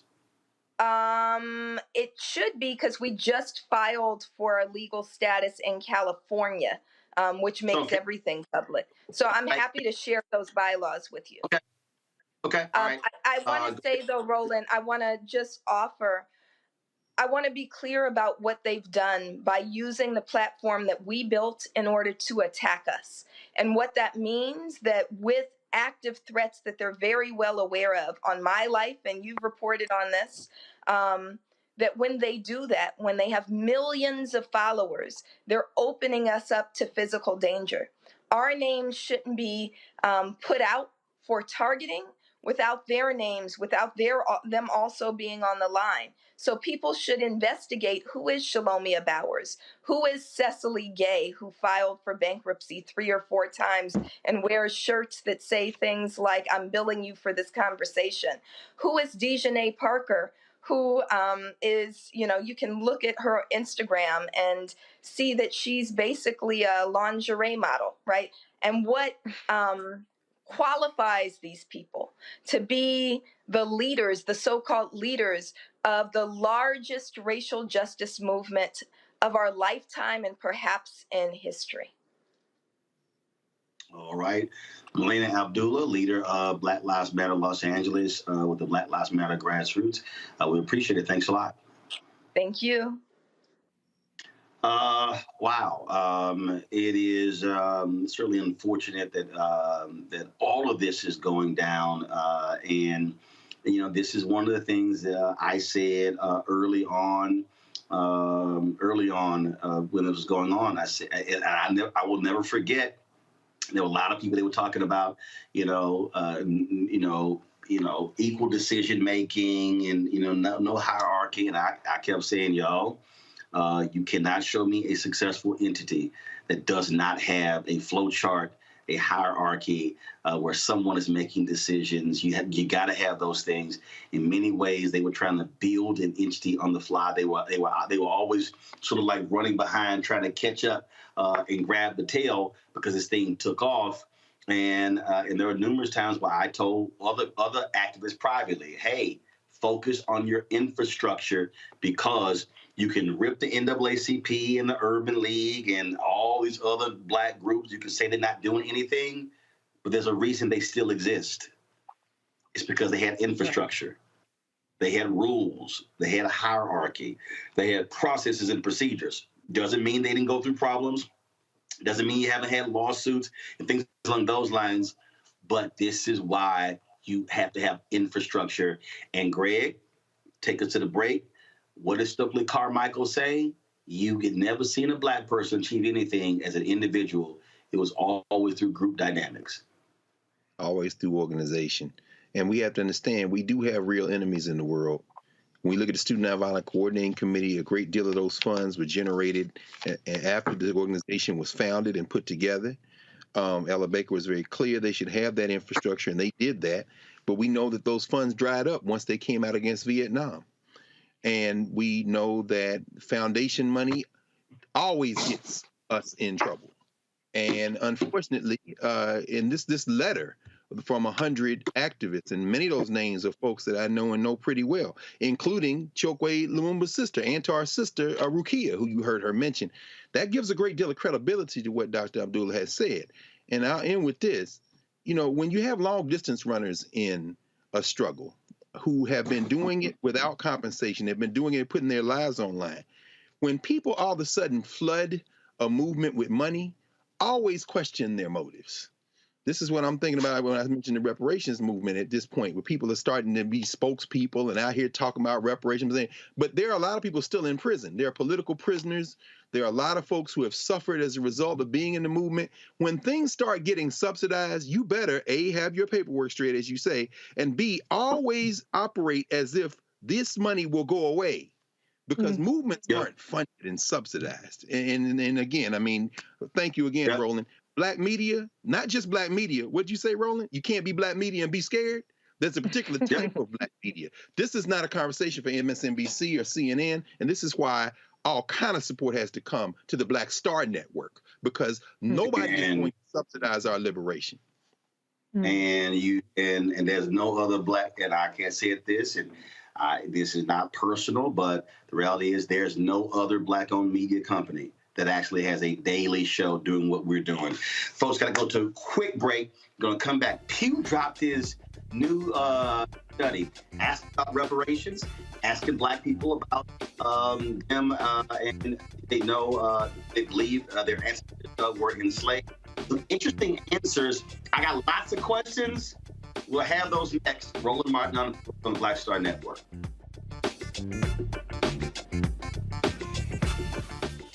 When we invest in ourselves, our glow, our vision, our vibe, we all shine.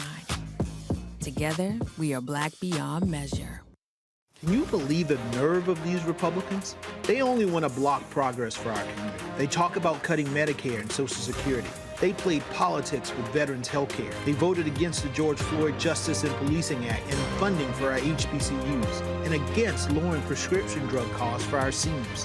These Republicans keep trying hard to stand in the way, but President Biden, Vice President Harris, and Democrats won't let them. They are delivering for us. The Democratic National Committee is responsible for the content of this advertising. When we invest in ourselves, we all shine. Together, we are black beyond measure. Hi, I'm Israel Houghton with Israel, a New Breed. What's up, what's up? I'm Dr. Ricky Dillard, the choir master. Hey, yo, peace, world. What's going on? It's the Love King of R&B, Raheem Devon, and you're watching Roland Martin, Unfiltered.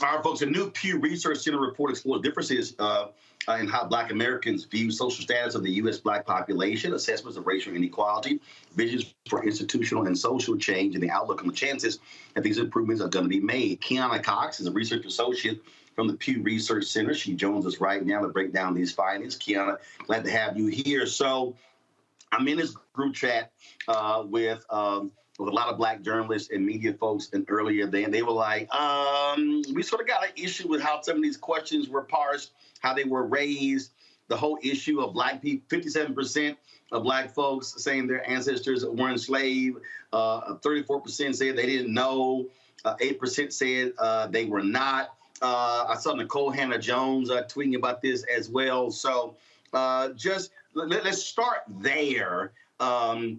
With how that question was raised, and what did you see, and what jumps out at you with this research, with these responses from African Americans? Sure. So that question about knowledge about ancestors came from a report that we published back in April, which looked at how Black Americans viewed their personal identity and also how much they felt they knew about both U.S. Black history and their ancestral history. So the question was phrased in terms of as much as they know about their own history, to what extent do they know whether their ancestors were enslaved at all, be that in the United States or in another country, and we also gave them the option of saying, well, I'm not sure. So that question was, it was for them to evaluate their own knowledge in terms of their ancestral history. Gotcha. All right. So just give us the top line of this survey. What jumps out that for you the most? What jumps out? Sure. So in this new report, the thing that we felt was most important to communicate in terms of how Black Americans view their position in the country is that they are, on the one hand, have very clear critiques about U.S. institutions. They also have very clear ideas about pathways toward inequality. But at the same time, there exists this very broad skepticism that U.S. society can change, that any of those institutions will change, and that they will ultimately reach equality in the country at all. So there's this sort of this twofold view that comes out of this, that there are clear ideas about what's needed to be done, but also broad pessimism that any of it will actually happen. Okay. Reparations, one of the questions y'all asked about? Yes. And so we asked what was So we found that nearly 80% of Black adults felt that descendants of people who were enslaved in the United States should be repaid in some way. We found that among those who supported reparations, about 80% of them felt that educational scholarships and financial assistance for homes and businesses would be extremely or very helpful forms of reparations. We also found that about 60% of Black adults said that cash payments would be extremely helpful for them. So those were some of the questions that we asked. We also wanted to know, in their opinion, who bore the most responsibility for paying out those reparations. And nearly 80% of Black adults said that the federal government bore all or most of the responsibility for them. Let's see here. I know my panel has some questions. Greg, you go first. Thank you, Roland, and thank you for your work. I mean, when I saw the percentages related to the institutional overhauls, and perhaps I missed, I need to read it in some detail.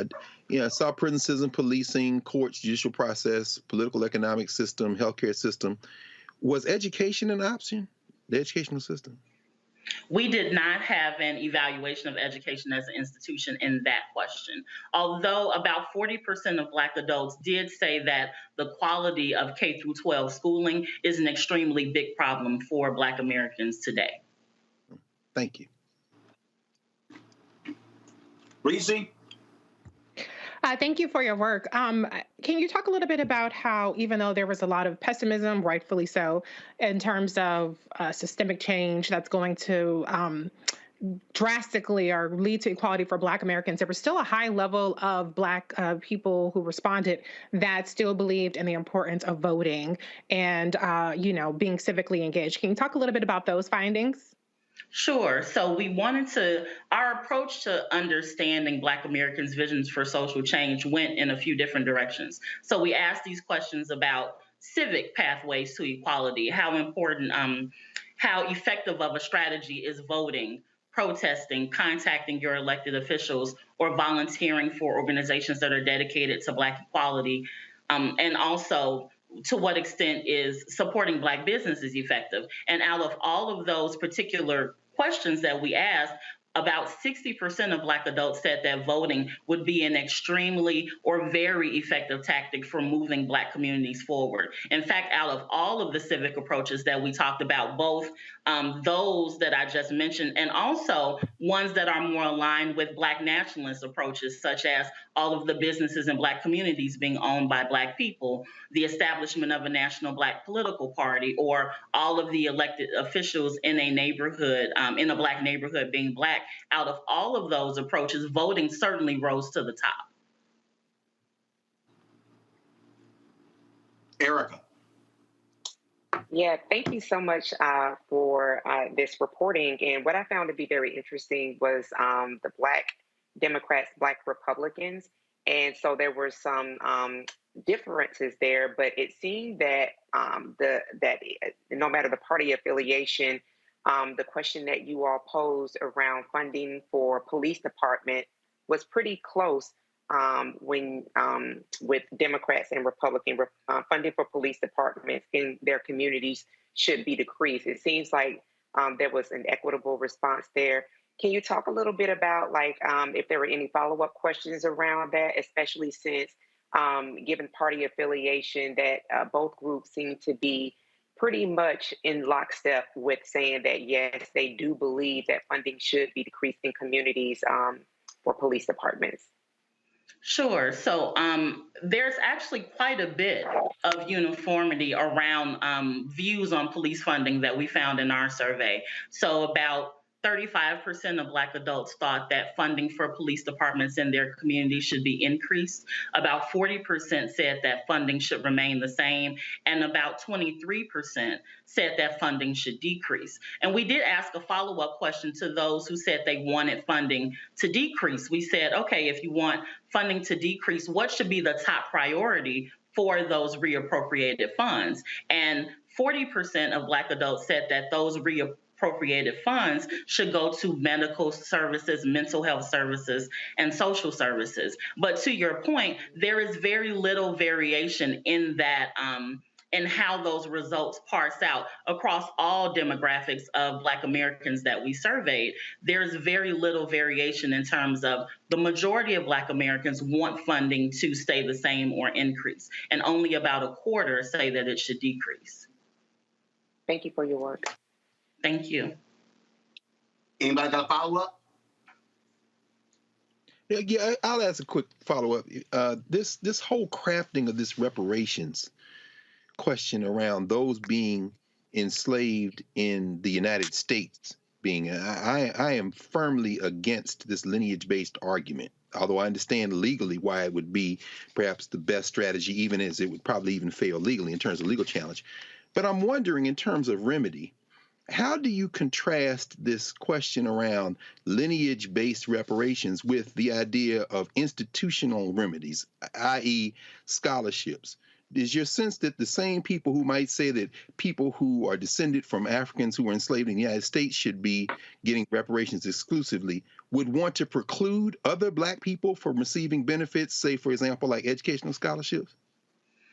Well, in this particular survey, we don't have data on whether or not people should be excluded from reparations programs. What we really wanted to measure was support for reparations overall. We also wanted to measure the extent to which people thought various forms would be effective and who bore responsibility. And we also, the final question that we asked in that reparations set of questions was about the likelihood that you would see reparations in your lifetime. And very few Black adults thought that they would.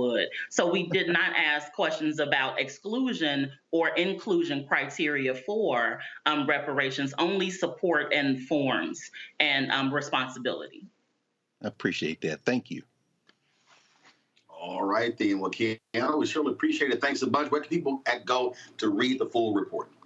Sure. If you want to check out our full report, you can go to pewresearch.org/Black Voices Politics, and you'll be able to read the full report and also look at some of our other work on Black Americans. All righty. We appreciate it. Thanks a lot. Thank you. All right, folks, real quick here. Ohio police officer out of a job after she was being caught using the N-word. Officer Rose Valentino says she directed it at a teen who allegedly flipped her off at a local high school. She claimed that music and hearing others use the N-word desensitized her to racist language. Well, this was not the first racially motivated incident for Valentino. In 2018, she and two other officers were involved in a racial discrimination lawsuit. Now, her punk ass has no job. All right, folks, this story out of Georgia is crazy. A Black Georgia man who shot and killed a white teen claiming self-defense under the state Stand Your Ground law was found guilty of involuntary manslaughter. Mark Wilson got convicted of killing a white 17-year-old girl when he fired at a truck full of teens who Wilson says yelled racial slurs and tried to run him and his white girlfriend off the road in Statesboro, Georgia in June 2020. The jury found Wilson was not justified in using his legal gun when he felt threatened by the white teens. Wilson was acquitted of the more severe charges of murder and aggravated assault. The involuntary manslaughter conviction carries up to 10 years in prison. He'll be sentenced on September 20th. This is the thing here, Erica, when we talk about, stand your ground laws. He said they were trying to run me off the road. I'm trying to figure out, what the hell? Are you supposed to get run off? Yeah, stand your ground is very much so applicable to a specific group of people, and it's certainly sad that someone had to lose their life in this. You know, Statesboro is pretty much, lily white. They do have a college there, but I'm quite sure Rose Valentino would fit in perfectly in that community. So unfortunately for him, that comes as no surprise, that behavior. But again, I think that, we've talked about it on this show here, breathlessly driving while Black, and just remembering the same laws that do apply to some don't largely apply to all. So that he did not have that felony murder charge with the life sentence. And I think that I'd read that he was on house arrest, but that he'd been jailed and he's going to have to remain jailed until his September 20th sentencing. It's going to be really interesting to see how much time he gets, particularly that since this crime did happen in Lily White, Statesboro, Georgia. Greg, I got the sense you want to say something. No, I mean, shout out to his white girlfriend, Emma, what's her name, Rigdenware, who said she didn't hear anything, although she was scared of the truck trying to run him off the road. Said, damn, you can't back your mans up? Damn. Oh, shit. Even his own girls. I'm like, wow, boy, what you going to learn out there, Chief? Your girl said she ain't hear nothing. Damn. Good point. In Michigan, 4 law enforcement officers face charges of beating a handcuffed Black man. Police pulled over Vance D. Martin on suspicion of drunken driving. The video recorded by a nearby civilian showed state troopers Bram Schroeder and Zachary Tobito and Saginaw police officers Jordan Englehart and Dominique Vasquez trying to arrest Martin. He was punched repeatedly during the traffic stop by Schroeder and was knocked unconscious during the March traffic stop. Schroeder is facing charges, including aggravated assault. Tobito, Englehart, and Vasquez are charged with willful neglect of duty and misdemeanor for not intervening in the beating. This right here, Reese, is, thank goodness video was recorded. That's why in Arizona, they passed that law. You cannot record cops within this 8 feet range. Probably based on that law, they couldn't have got this video. If there's not a video, we don't know about a lot of these cases. And these cops, they continue to be on the force.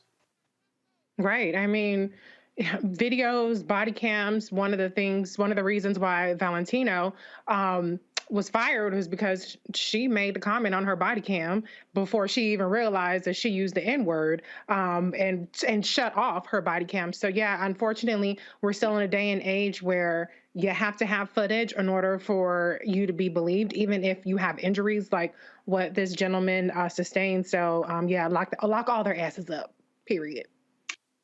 Absolutely. All right, folks, that is it for us. Let me thank Erica, Greg, and Reese for joining us. Really busy day. Sorry, folks, we got started off late. We had major technical issues. Our Skype machine crashed. Our live view couldn't connect. So the devil was busy, but we still got it done. Folks, stay out tomorrow for a long Labor weekend. We will not, of course, Labor Day is on Monday. And so shout out to the unions that created today, the workers in. And we'll be back on Tuesday, broadcasting from New Orleans. Hey, join me on Saturday. I'll be joining Crawford in D.C. So look forward to that on Saturday morning. So I'll go hang with the family. All of you watch and join us. Folks, don't forget, please support us in what we do. Download the Black Card Network app on every device, all your devices, folks. Apple phone, Android phone, Apple TV, Android TV, Roku, Amazon Fire TV, Xbox One, Samsung Smart TV, and of course, you can also join the Arena Funk Fan Club. I'm telling y'all, we really, really depend upon y'all. We got to raise $100,000 each month in a year. Need your support, so please check money orders. Go to PO Box 5196, Washington, D.C. 2037-0196. Cash App is $Art. PayPal are Martin. Ben is Art and Unfiltered. Zip was Roland. Roland.com. Real quick, I got all these checks mailed. Let me thank Tommy Summer, Danny Chapman, John Williams, Mark Broomfield, Henry Cochran, Vivian Hawthorne, LV, Frank, Gail Durham, Yvette Butt, Vivian Washington, Darlene, and Larry Hobbs. Thank you so very much. Irving Randolph, Elva Buford, Frank Stevers, Joseph, Marietta Harris, Deborah Hall, Marguerite Davis, Lolita Jones, Gwendolyn and Sabrina Ed, Grace Rickon, William Lee, Barbara Douglas, Clarence Albert, Ralph Miller, Tanya Bolton, Cheryl Dugan. I love Cheryl. Cheryl literally ties to us.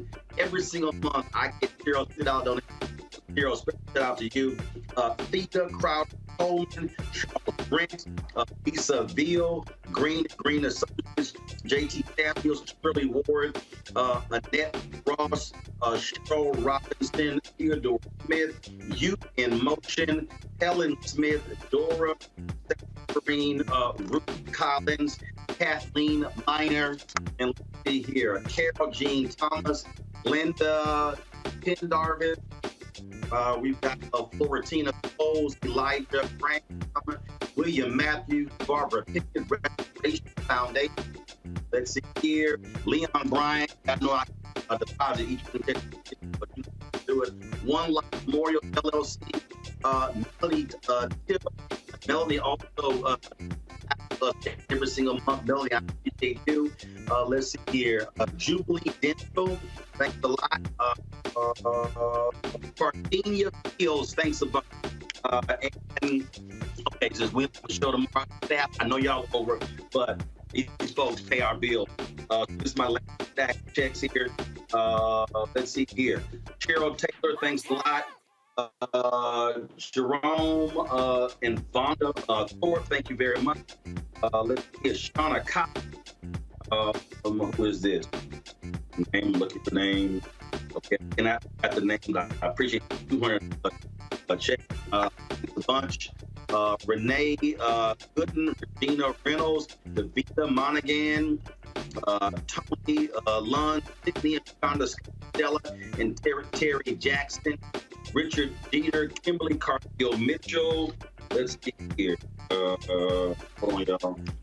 I got Glenda Shaker. I got Earl Dixon. I've got Maria Goss. Here. Rosetta Cromartie. Calvin Etheridge. Again, another Cheryl Dugan check. I'm behind your check, Cheryl. Payne Thomas. Donald Nack. Cynthia Mills Horton. Soleil. Craig Williams. Maxine Topping. Ruby Taylor. J.E. Bond. Let's see here. Loretta Arzu. Deborah Morris. Carolyn Beatrice Lee, Kevin Taylor, Betty Knowles, Miriam Woodard, Clyde Hilliard, Norma Mashore, Vivian Washington, Dunn, Diane Riley, Henry Shell, Anita Wiggins, and Chris Turner. All right, y'all. That is it. I thank all of y'all for y'all checks. And yeah, I will sit here, deposit each one individually. That's what we do. We appreciate y'all's support. Thank you so very much, folks. Y'all have a fantastic week. I'll see y'all from Crescent City, New Orleans. Holla!